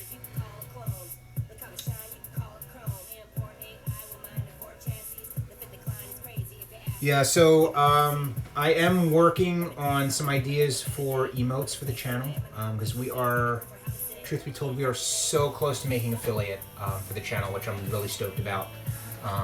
We were halfway there for our last goal, which is viewers per stream, per hour, whatever. I forget what that last metric is. I haven't looked at it in a while, admittedly.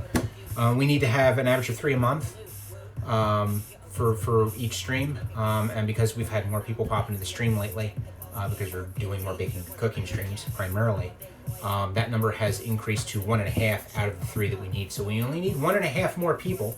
So if you know a half of anyone that would like to come into the chat, I don't believe they have to follow. I think they just have to be present in the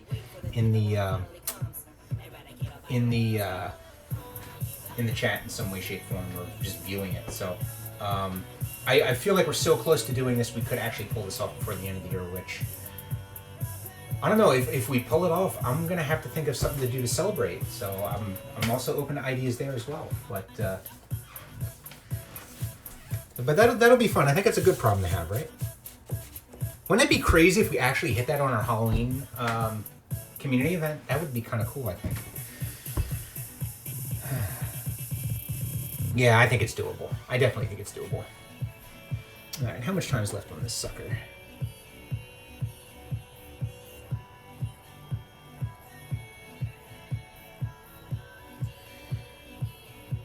Oh, Lord. Steam, stop sending me sale emails, please. The last thing I need is to buy more games I'm never going to play. I'm just really loving my Switch right now, so I definitely foresee a lot more Switch streams in the future. Definitely Animal Crossing. I think we've been having a lot of fun with that, especially with the amount of work that I've done on the island. I think you guys are going to be pleasantly surprised when we do probably do a stream tomorrow night for some ECNH.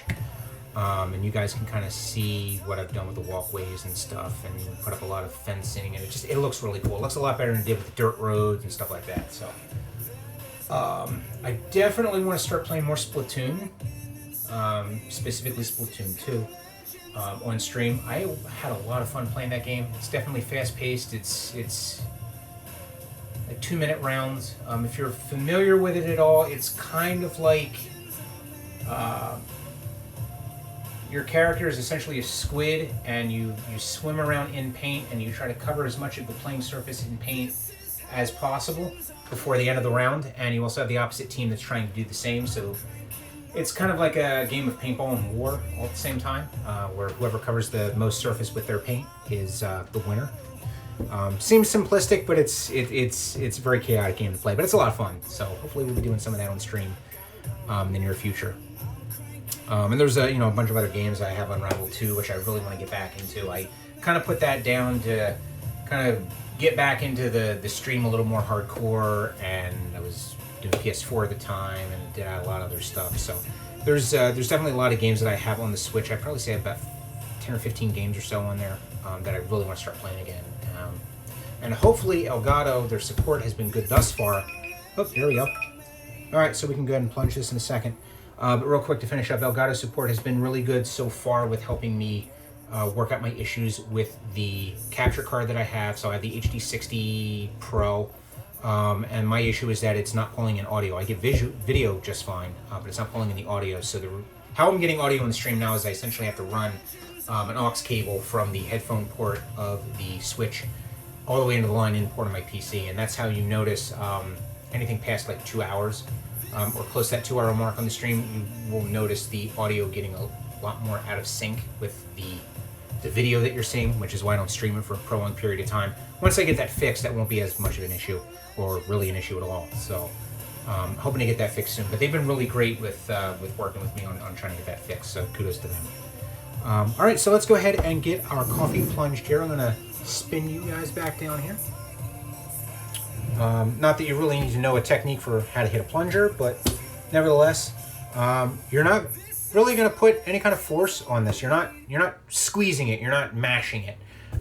You're really just moving that filter all the way down to the bottom, and you can just use the weight of your hand. Just lay it on top, and just let it slowly go through all the way until it stops. So then, essentially, if I can. Let me spin you guys back up here. Oh. There we go. And, all right, so that's good. All right, so then essentially what you have is you have your drinkable coffee all the way down to the filter, and then you have your grinds that are sitting down here. Now, when you get to the second cup, in this case the second cup or the last cup, you will notice there are some finer grinds in your coffee. It's, you know, if you don't want to drink it, that's fine. It's just the nature of the brewing method. It's gonna happen. You know, and you tend to get that in your automatic coffee makers and your Aeropots and things like that in cafes and whatnot. You get a little bit of grind in there. It's not the end of the world. And which is why I try to pick a less acidic coffee to begin with, because then you're not getting that really bitter taste when you get to that last cup either. It's a more even flavor of coffee all the way through. So then essentially here, what I do, we'll get our mug out, and I'm really into my Day of the Dead mug right now. I love this thing. Slight product placement. I apologize, Williams Sonoma. I absolutely love their stuff. Happened to be in there getting some baking pans and saw their display for Day of the Dead. Saw the mug, and it was just one of those, I had to have this thing. I love the colors on it. I love the pattern. I think it was like $12.95 or something like that. It wasn't something absurd. So it's, you know, reasonably priced for a coffee mug. And this is probably, see how many ounces this is? It doesn't say. But it's definitely larger than your normal kind of coffee mug. But not quite one of those, you know, Friends kind of jumbo, two hands kind of mugs. It's a little more manageable than that. And then I have my little guy here. These are my two mugs. I love this. Periodic Table of the Elements. It's my NASA mug that I ordered from the Kennedy Space Center website. Again, pretty reasonable. It was a little much for the shipping, but I mean, it was coming from Florida. And I'd like to think my money's going towards a good cause, scientific endeavors of space. So yeah, that's my other mug, and this is probably, I guess they're roughly the same volume. This one's obviously a little more upright, and this one's a little more flared out. That's really the difference. But you know, it 'tis the season, as they say, so that's why I use this one a little bit more these days. And I'm a sucker for stevia in my coffee. I don't like normal sweeteners. I'm either gonna do like sugar in the raw, or I'm gonna do stevia. I tend to stick with stevia just because it's a sweet flavor, but it's not overpowering. In my mug, I generally just do 2 packets. And then pouring this is going to pour, I'll tilt you guys back down again. This is going to pour just like a normal coffee would. Turn this around. Again, not much of a technique to pour. You just pour it like you would a normal pitcher.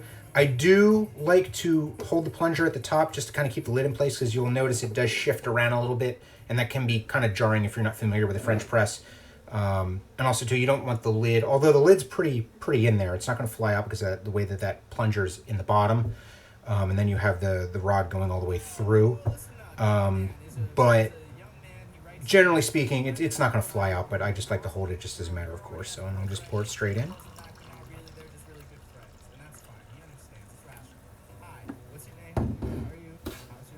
And you have probably the best crafted cup of coffee you will ever make, you will ever taste. Obviously, I don't leave room in mine because I drink my coffee black. But if you like room, leave room. You can put your cream in there in advance if you'd like. However you normally prep your coffee. Really, it's all in the brewing method, not in how you pour it or how you present it. So you can put your flavored creamers in here if you'd like.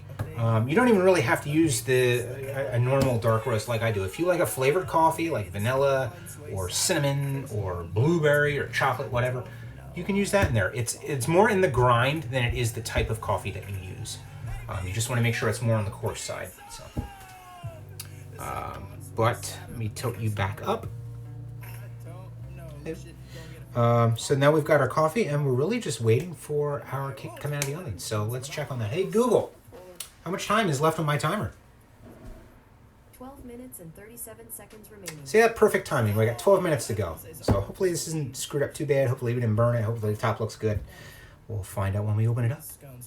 And we may need to give it a little bit longer, because remember the recipe did state from 70 to 90 minutes, so it might need a little bit longer there. We'll just have to see. I always go on the lighter side because you can add more time, but you can't take it off.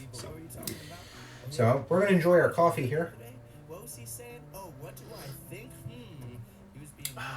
And it's probably absolutely deadly for me to have caffeine this late, but oh well.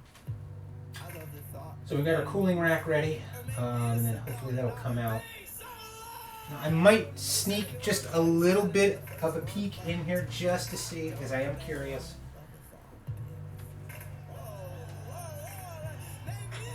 Okay, I think that top came out primo. We'll see. Cross our fingers, but it's looking good. It's not looking anything like it was when it went in. So we might be in good shape.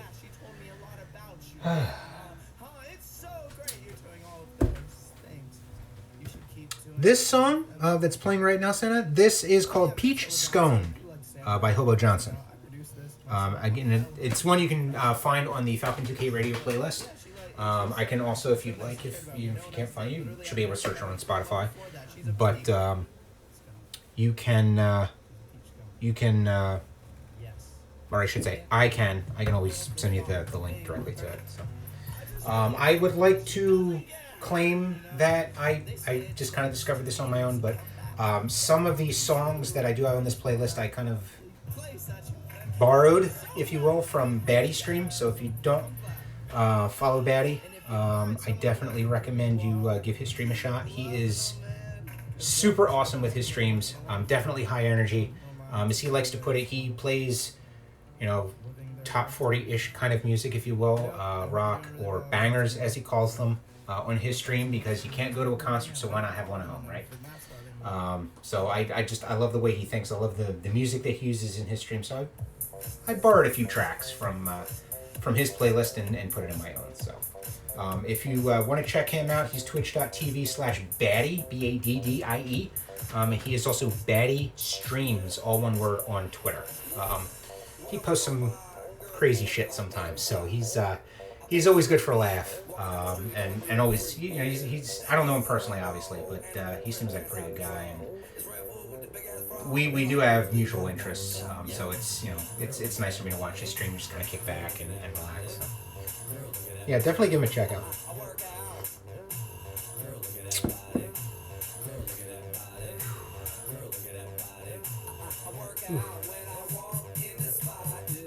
Alright, so there's really not much more to do other than just wait for this to come out. Now, admittedly, I do not have a cake tester. It's the one thing I did not buy. So I'm not really sure what I could use in the interim. I do not have a sewing needle either, so that one's out. I really should get, just a cake tester or something, but I guess I could use a chopstick. It's the most narrow thing I've got.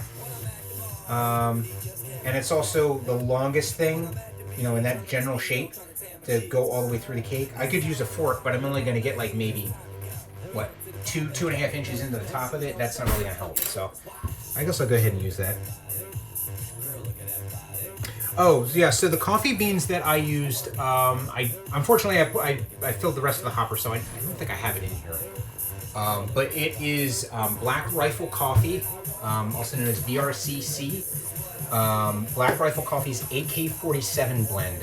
It's what they call their espresso roast. And I love anything espresso roast, so I just naturally gravitate towards that. And I like generally darker coffees anyway. I like an Italian roast or something like that. So that's just my personal preference. They do have lighter blends as well. I believe their website is blackriflecoffee.com. Let me see here. Yeah, blackriflecoffee.com. They do free shipping as well. They're not sponsoring in any way. I just you know me. I like to promote the brands that I use and I love.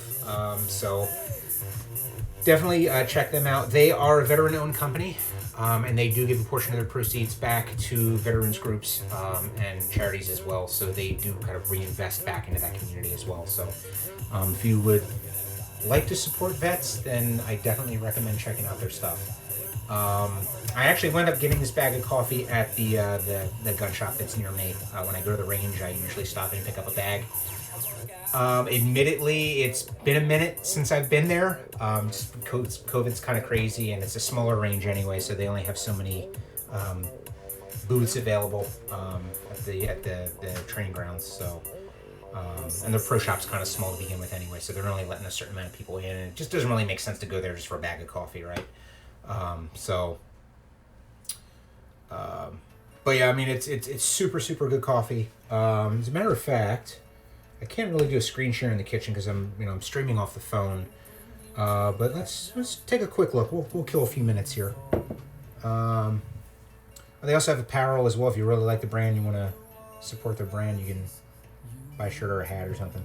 But they have a medium roast, and they have organic. Their organic is also a medium roast. They do have decaf. Since you mentioned that you're not really crazy about caffeine at night, so they do have caffeine blend decaf roast. They just have kind of various names for their coffees that are firearms oriented or military oriented in some way, shape, or form. Kind of whimsical names almost. Hence the AK-47 blend for their espresso roast. Just to name off a few that they've got here. So they have one called Fit Fuel, Freedom Fuel, Blackbeard's Delight, Murdered Out, which is an extra dark roast. So I don't think I'm that adventurous, although I might get there someday. I don't like super dark coffee, but I do like a nice regular dark roast. So that's nice to have. But if you do like the lighter blends, they do have a ton of medium roast. I'm sorry, they do have an AK-47 that is a medium roast as well. And they have flavor. They have vanilla, they have hazelnut. And then they have what's called Silence or Smooth, which is their light roast. So a lot of those I haven't had. I've only had the AK-47 blend, but it's pretty good. It's my go-to.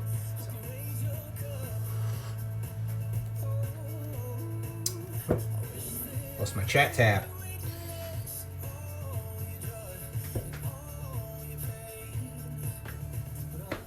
Yeah, I should probably give them a command in the chat for that, because I would definitely love to, even if one or two of you guys are interested in buying their coffee, I feel like I've kind of contributed in some way. I mean, it's damn good coffee, and it's buying a product that supports a cause rather than making a company rich, which is, I'm all about that. If I can help other people that are in need, then I generally do that.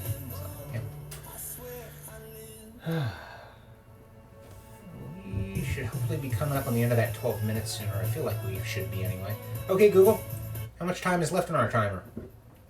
You've got 4 minutes and 12 seconds to go. Alright, so we're under the 5-minute mark, so we're almost at the home stretch. I don't know why I put that in sync. I'm going to need that to test the cake. So... I think what we'll do is I'm going to take a few minutes and we'll use the bathroom. I'll turn the music up, let you guys kind of chill out. Watch the cake, make sure it doesn't burn. If the timer goes off, take it out for me. Yeah, right. We'll be right back, guys. Hang out for a bit.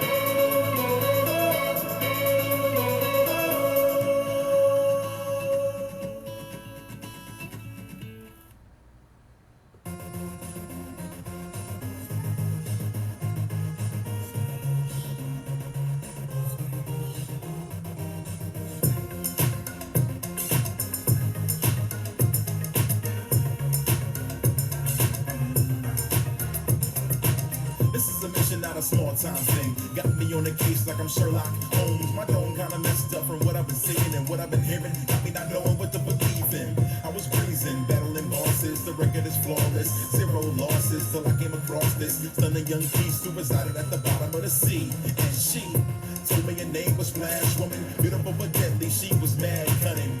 Had a voice that could soothe the savage. Beast of physique was way above average. Magic the way she got me in a spell. Got me on lockdown, sorta like a cell. But I got a mission that I can't afford to fail. But girl, I got a secret to tell. I don't know how to say this, so I'ma just say it. That you're my favorite. Even underwater, I'm enchanted by your fragrance. You're nothing to play with. Won't you be my baby? Or maybe we can get up out of this land and maybe get a bite somewhere, my dear. Even though she knew the truth about Rand, I had that feeling she wouldn't understand. Yo, I got a chance. I thought I was in love before, but I love you more. So baby, come aboard and go away with me so I can make you see what you mean to me. And baby, we can be free. Oh, oh, under the sea. Oh, oh, just you. Seem like every couple years I get that feeling like I'm about to hit that ceiling. But I can't cause it's line with spice. And when I reached the lair and it was time to fight, I couldn't do it. Punked out like Ashton's victim. You started singing and I had to listen. It was lovely what you sang, the first came. All of a sudden the mission changed, insane.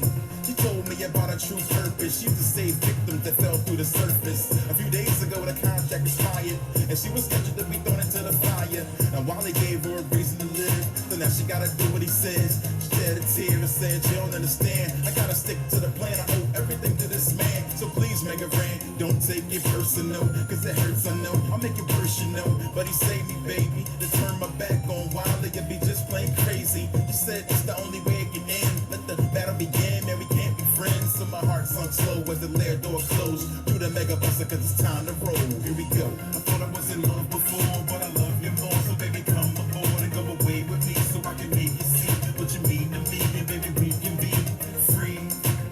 Oh, oh, under the sea.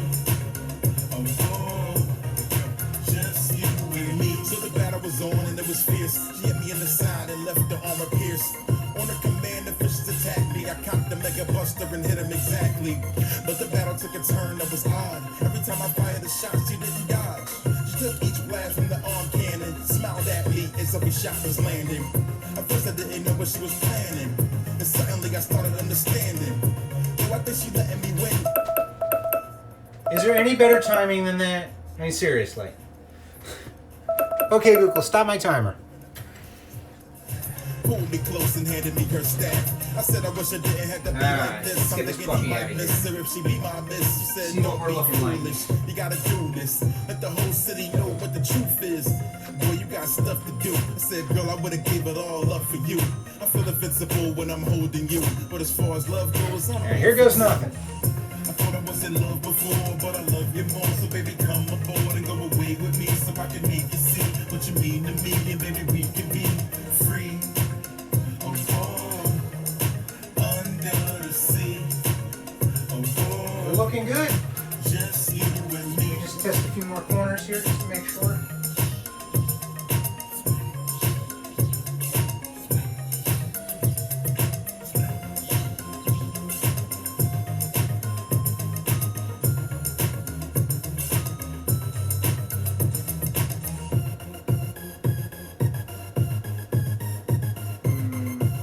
Last corner wasn't too hot. When it's done, it's not molten, so. Alright, I think we can call this. We'll turn that off. We're gonna let that cool down a little bit before we flip it. So I definitely don't want to make a mess out of that.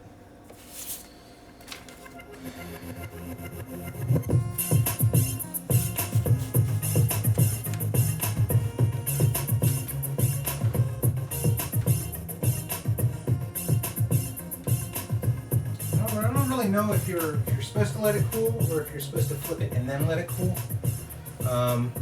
I feel like I should give it like maybe 5 minutes or so just to. Okay, Google, set a timer for 5 minutes, please. Okay, 5 minutes. Starting now. I'm gonna start calling her my sous chef. And I think she does more in this kitchen than I do.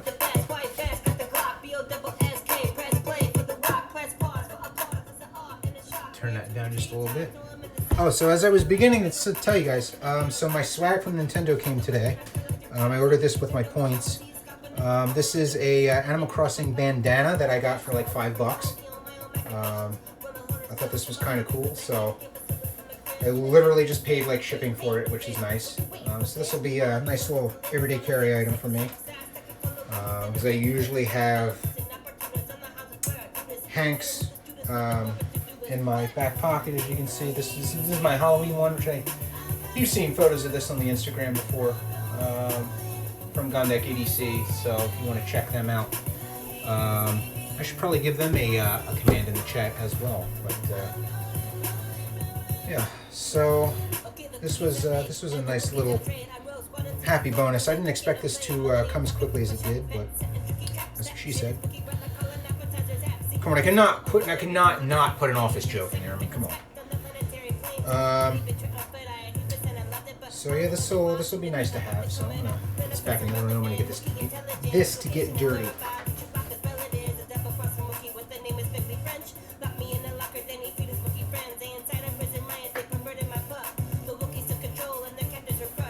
Man, it's like 15 degrees cooler in that living room.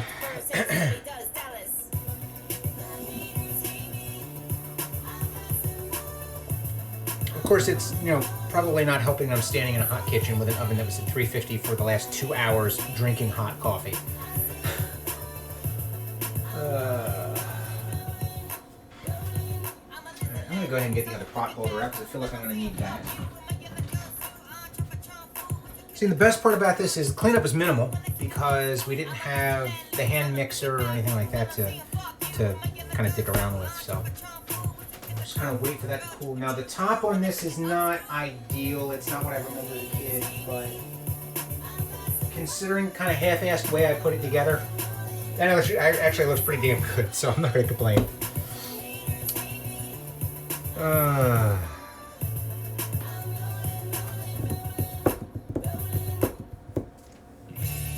Hopefully the, oh, there we go. Stream's glitching out a little bit. Sorry about that, guys. Hopefully the internet's going to stay up for a little bit. I want to finish the last episode of Mr. Robot tonight. I'm kind of binge watching it on Amazon Prime. And I realize I'm probably like, 2-3 years behind the times. Like, that show ended a couple years ago. But I've just been so busy with a ton of other stuff, and you know how life takes over. So I'm finally getting around to watching it, and I cleared out all the other episodes of the 4th season, and I'm on the literally last one tonight.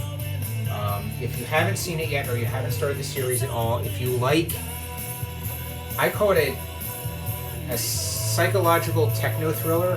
If you like technology, you like kind of psychological thriller type stuff, you'll really enjoy it if you haven't seen it.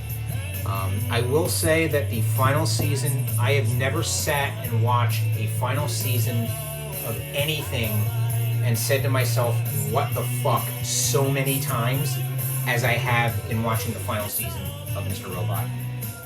They revealed a lot about the characters and a lot of their backstory. And they really gave a lot more depth and interest to the characters. I think they did an excellent job with it. I'm going to refrain from my full review on it until I see the final episode tonight, but there were definitely a lot of plot twists and turns this season, in the final season, that I was not expecting. So I'll just leave that little nugget there. That is Mr. Robot Center.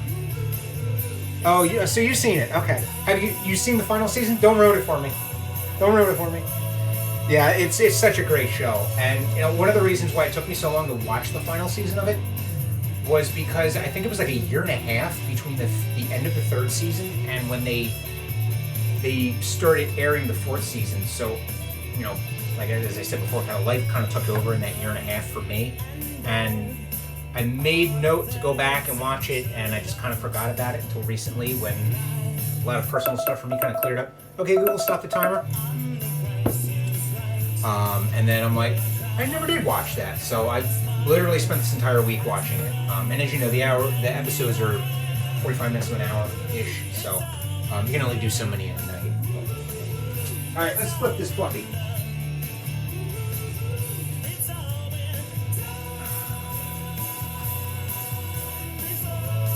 I'm gonna do this a little differently, and I'm gonna use the flat end of this.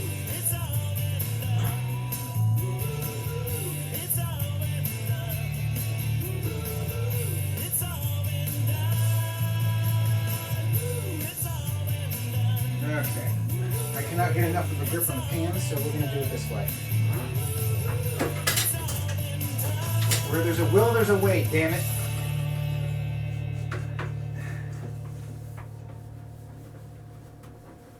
There we go. Oh, you pans suck.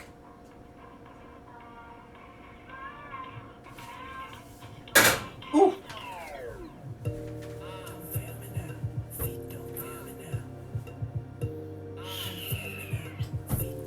Let's do this on a plate. I think it'll just be easier to flip. I'm so like paranoid that I'm gonna flip this thing over and it's just gonna break in half. So. I don't really need that. No, whatever.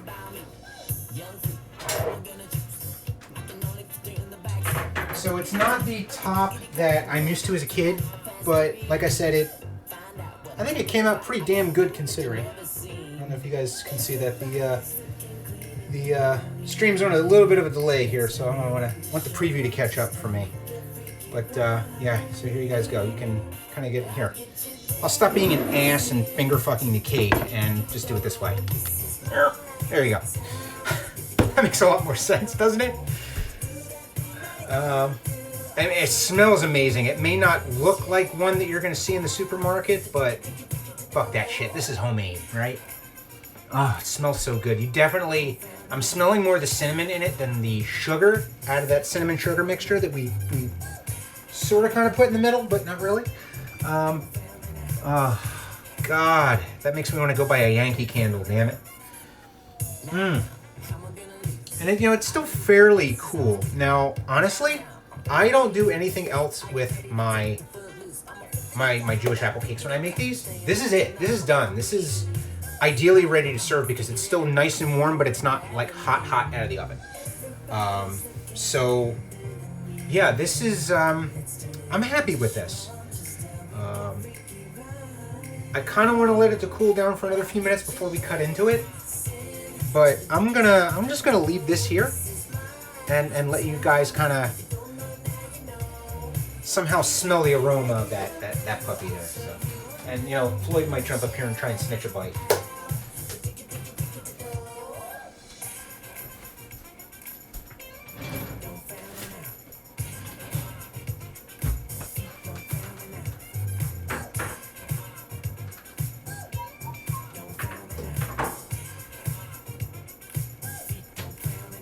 One thing I will do, as we always do, what do we always do in our cooking streams? We always take photos for the Instagram. So we'll go ahead and do that. Hashtag shot on a pixel.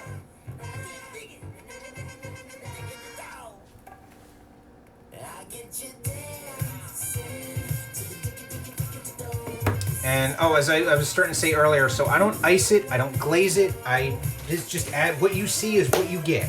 I don't do any kind of funky stuff to it. This is really good with vanilla ice cream, if you like the kind of combination of hot and cold. It does reheat really well as well, so if it gets room temp, you put it in a cake saver or something like that. If you want to pop it in the microwave for 15 seconds or so, it's nice and warm again. If you want to kind of do like an a la mode with it, with some ice cream, so.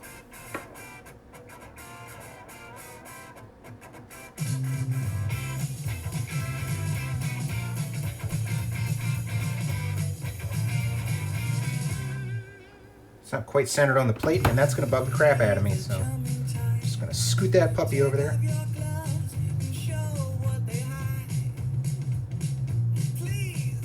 From this angle, it just looks like a big-ass donut. I mean, I guess you could, if you wanted to, top it with maybe a little powdered sugar, because the top's not that hot, it would melt it. I wouldn't really recommend glazing it, only from the standpoint of it's not really a bundt cake. And traditionally, when I think of a cake that in a round pan like this, I think more of a bundt cake would get like an icing. So it's, I mean, you could dress it up however you want, but that's just not my personal preference. Hey, Chaotic, how you doing tonight? You missed all the fun.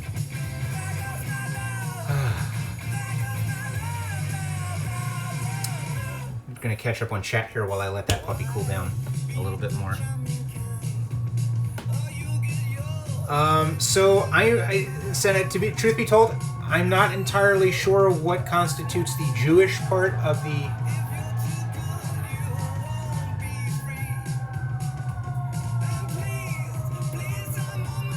apologies. I got a squirrel moment there because in doing what I do, I know the sound of fire engines, and that's definitely a fire engine.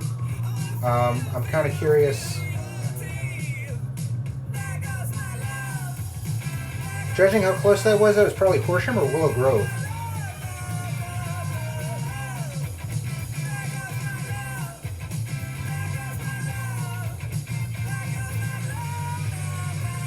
Ooh.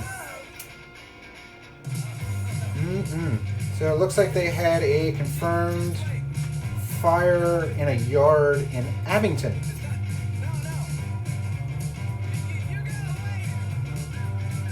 And let's see. 500, 300, 110, 400. Squad 88-1. Wow, everybody went for that. See all the fun I miss? It could. I think that you might be right, Chaotic. I think it might be more to do with the ingredients than anything else. But yeah, I mean that could very well be. All I know is my mom used to make it as a kid, and I kind of have an affinity for it. It's like the time of year that I would make apple cake, and she would always get fresh apples. So her parents would go to the orchard and give her apples to make it with. So I had a friend that went to the orchard and had Macintosh apples, so that's why I put them here. So I think she would normally use Granny Smith's, but Macintosh still had that kind of nice, almost tartness, sweet tartness to it. So it's a good combo. Yes, I heard the siren, Senna. It's just a byproduct of being a volunteer. I can pick that shit out of an audio lineup any day of the week. And it also kind of helps too that I'm on a main road through the township.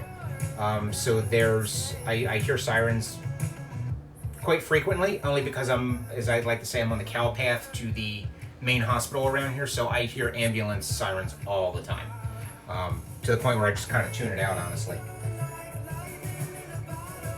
So that's how I know when to pay attention and when to listen. Because I know when I hear ambulance sirens, did I say that right? Ambulance sirens. I just kind of disregard it. But when I hear the air horn of a fire truck, that's when I start to perk up and listen, and that's what got me to actually check my dispatch app and saw that we got dispatched on that. So that's one thing that you will not see me do is if I'm streaming, I'm more or less off duty at that point. And I'm not going to run out and take a call in the middle of the stream. I used to do that, but it got kind of problematic. I know that this, I apologize. I don't mean for this to sound selfish. But basically what would happen is I would put up a be right back screen. By the time I got back, everybody would be gone out of the stream. So there really wasn't much of a point in kind of pausing things, coming back, because you never know how long you're going to be out there for either. I guess I'll look at you guys while I'm talking rather than you staring at a faceless cake. I never know how long I'm going to be out there. It could be 15 minutes. It could be, honestly, 15 hours. It's never been that long, but in some extended calls, I could certainly see. There was one down in Chester County several weeks ago, an apartment fire that was quite literally overnight. So, it can happen. You never know how long you're going to be out there for. So it didn't really make sense to pause the stream and come back. So if I'm streaming, I'm streaming. If I'm not and I'm on call or on duty, then I will. I'll take calls obviously, but I don't ever do both at the same time. Unless I happen to be doing IRL streaming where I'm night crawling or day crawling and I get a call while I'm doing that, which I think you've been privy to that once or twice before, where I happen to be at the station and the house alarm goes off, and the general rule is if you're at the station, then you should be there to take a call. So that's a situation where I'm just going to throw my phone in the car and I'm going to go to the call. And 90% of the time it fortunately turns out to be nothing. Burnt food, bad activation, bad detector, set off by contractors, you know, it happens.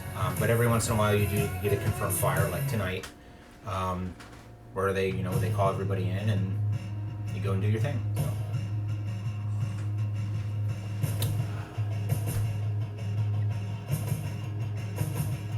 You know, I really should have gotten some of the, I think I'm out of vanilla ice cream. I think I finished that up with the last dessert that I made. Yeah, I'm out. Dang it. If I had remembered that.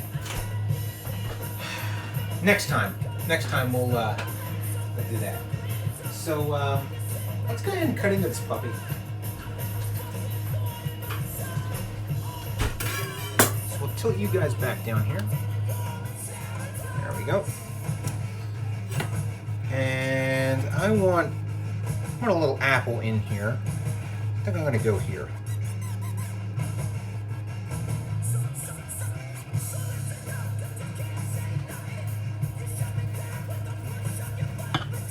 And I always like to cut this with a serrated blade, so like a bread knife or something like that, because that top is going to be crusty. And you don't want to press down on it because you'll crack it. You'll just kind of mush the slice. So there's certainly a technique to it. And I cut it in quarters first just so I get even slices all the way around.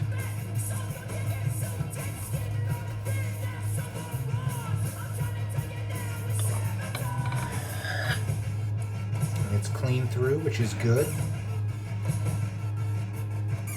And honestly, I'll probably be giving some of this away to local friends just because there's no way in hell I'm going to eat all of this myself.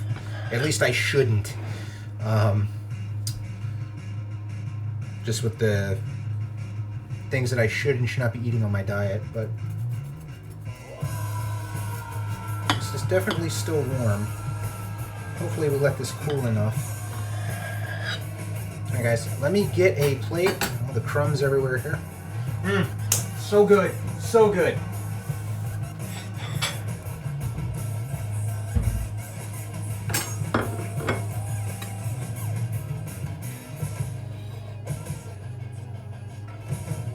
Ooh, I don't know if you can see the steam coming off of that, but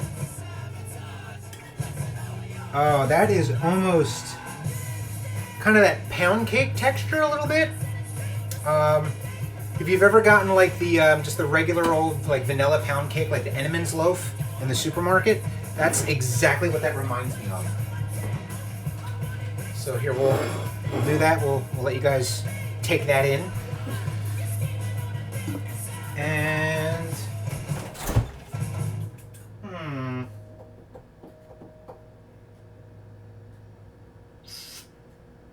I don't really think raspberry jam would go with that. I don't really have anything to top it with. I guess we don't really need to adulterate it too much.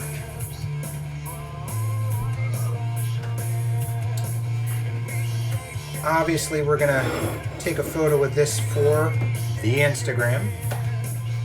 Again, if you're not following on there, !social in the chat will give you links to the Twitter, the Instagram, and the YouTube. We're always posting anything we make on stream, whether it's brunch, baking, cooking. We always post photos on the Instagram because we like to share that with you guys as well.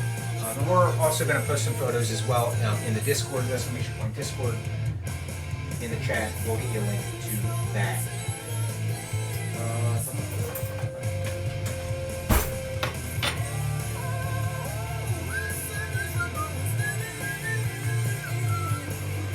And I'm one of those crazy idiots that likes to stage photos, so.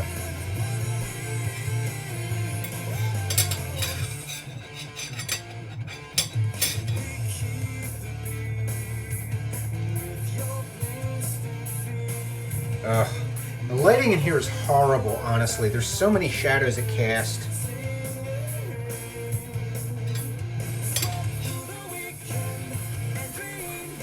Be better for a macro lens anyway, honestly.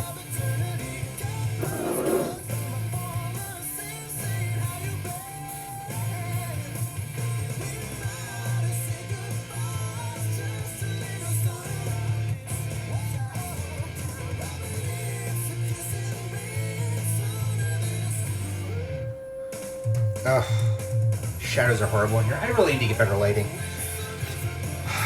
But that's a problem for a future time, right? So, We'll go with the top first. Honestly, the top is my favorite part. It has that nice kind of crumbly edge on that slice. Look at that. Look at how well that's almost toasted the way that that's done. Mmm. I mean, unfortunately, tilt you guys back up here. Like, you want to watch me eat it, right? But still. I would have preferred the apples be a little bit more in the center, but I think that was a byproduct of us putting too much of the batter in. Remember, we were supposed to do half, and then the apples, then the cinnamon sugar, and then the other half of the batter. We went a little heavy on that, so I think that's why it was more towards the top. But that being said, it's good. I do like it. I'd make it again, definitely. I'll definitely make it again. Yeah, and now that I'm getting a little bit more of that toasted piece from the top and the edge, I'm definitely tasting a need for some vanilla ice cream in there. So I might pick some up, because God knows I'm going to have enough cake left over. So I might pick some up, just like a pint or something like that, just to have with it. Because this is super, super good. Mmm. Mmm.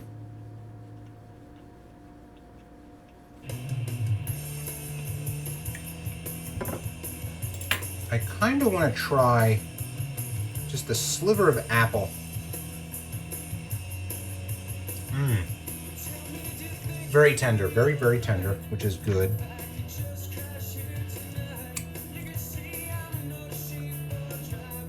And again, because we use Macintosh apples, it still retains a little bit of that tartness in it, which is good.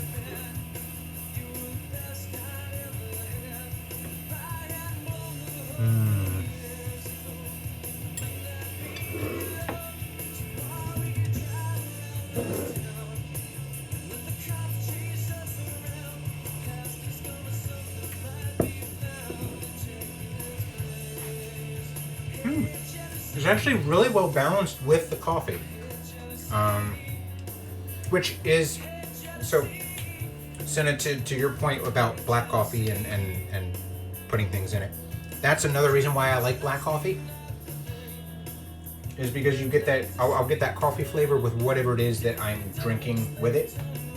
Even though, yes, technically I'm not supposed to drink and eat at the same time. However, I do tend to accept out alcohol on that and caffeine, just so that food kind of soaks it up a little bit more. But this is super, super good. It's a really good flavor combination, especially with this medium to dark roast that we've got. Did you want some? Hey, nerd, come here. Come here. This cat like inhales carbs. Come here. Come here. Dude, you don't have to like scrape my leg up here. Come on. There you go. You idiot. Making me a mess. Oh, Pep, you want some too? You're not a cake cat. Since when are you a cake cat? You're not even French. That's a Marie Antoinette joke for you, those of you playing at home. What you doing? Oh, no, I guess Pep is a, you macking on Floyd's leftovers there?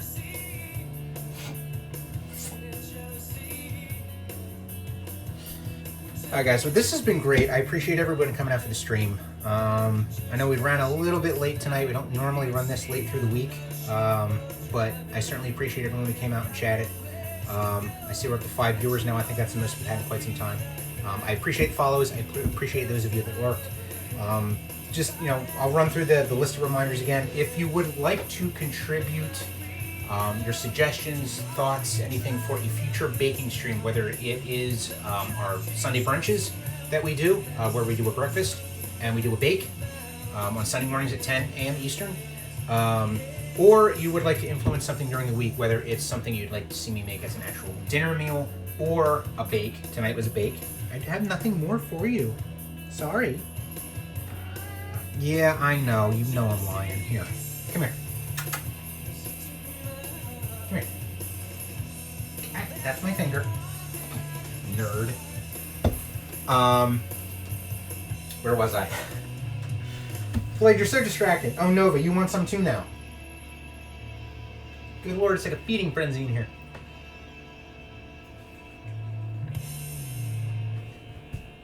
Ladies and gentlemen, the same cat that has eaten an entire chocolate brownie and lived to tell the tale. Pardon the pun. Yes, I'm not exaggerating now. He literally did eat an entire chocolate brownie. You nerd. Go on. Anyway, if you would like to influence any of the future baking, cooking, brunch streams, we do our baking, cooking usually Wednesday nights, and then we obviously do our Sunday brunches. The Wednesday night streams, 7 o'clock, usual time, 7 o'clock Eastern. We do our brunch streams on Sundays at 10 a.m. Eastern, and we essentially start at prep at that starting time. We'll go until food has been plated. So that could be 2 hours, it could be a half hour. It just depends on what it is we're making that night. But anyway, get the point, right? If you guys would like to influence that, or you have suggestions or anything you'd like to see me make or try on stream, that is what the Discord is for. So we have a foodies channel in our Discord, !Discord in the chat. We'll get you a link to that, hopefully. And you'll be able to chat with other like-minded foodies, whether you're sharing photos of your own creations or you'd like to submit a recipe or an idea for me to make on stream, and we'll certainly give you credit if it's a community submission for that week, whether we're doing it on Wednesday or Sunday. And we also post our menu early for our Sunday brunches. I don't normally release that until the day of. We normally use !Menu in the chat. I didn't do it for tonight's meal just because this was kind of a shorter stream. But yeah, if you guys want to check that out, definitely the Discord's a good resource for that. And also !Social in the chat will give you links to our Twitter, our Instagram, and our YouTube. All of our cooking and baking streams we put up on YouTube for later consumption. Since right now we have about a 14-day window for all of the VODs on Twitch, and then Twitch will essentially delete them. So we like to have those live on. If you guys want to look back at a stream or see a technique or something that I did, or if you guys check out the brunch streams, you'll know that I normally take a recipe from online and I will tweak it in some way, shape, or form. One that comes to mind is the potato hash that we made from Baking with Babish a few weeks back. We subbed a few of the ingredients out and kind of made it our own creation, if you will. So we do tend to do that, which is why I like to have those videos preserved on. So the YouTube's good for that as well. We're always posting photos of our creations on Instagram as well. And Twitter is certainly good for knowing when we go live, although you will get notifications in the Discord for that as well. As well as if you're following on Twitch and you have notifications turned on, you'll get the notification message as well if you're logged in at that time. So yeah, so we'll go ahead and wrap it up here. Again, I appreciate everyone who's checked out the stream tonight. Thank you for the lurks, thank you for the follows, and be sure to track us on social media and in the Discord as well. I appreciate it, guys. Thank you so much. You have a great evening. Cheers.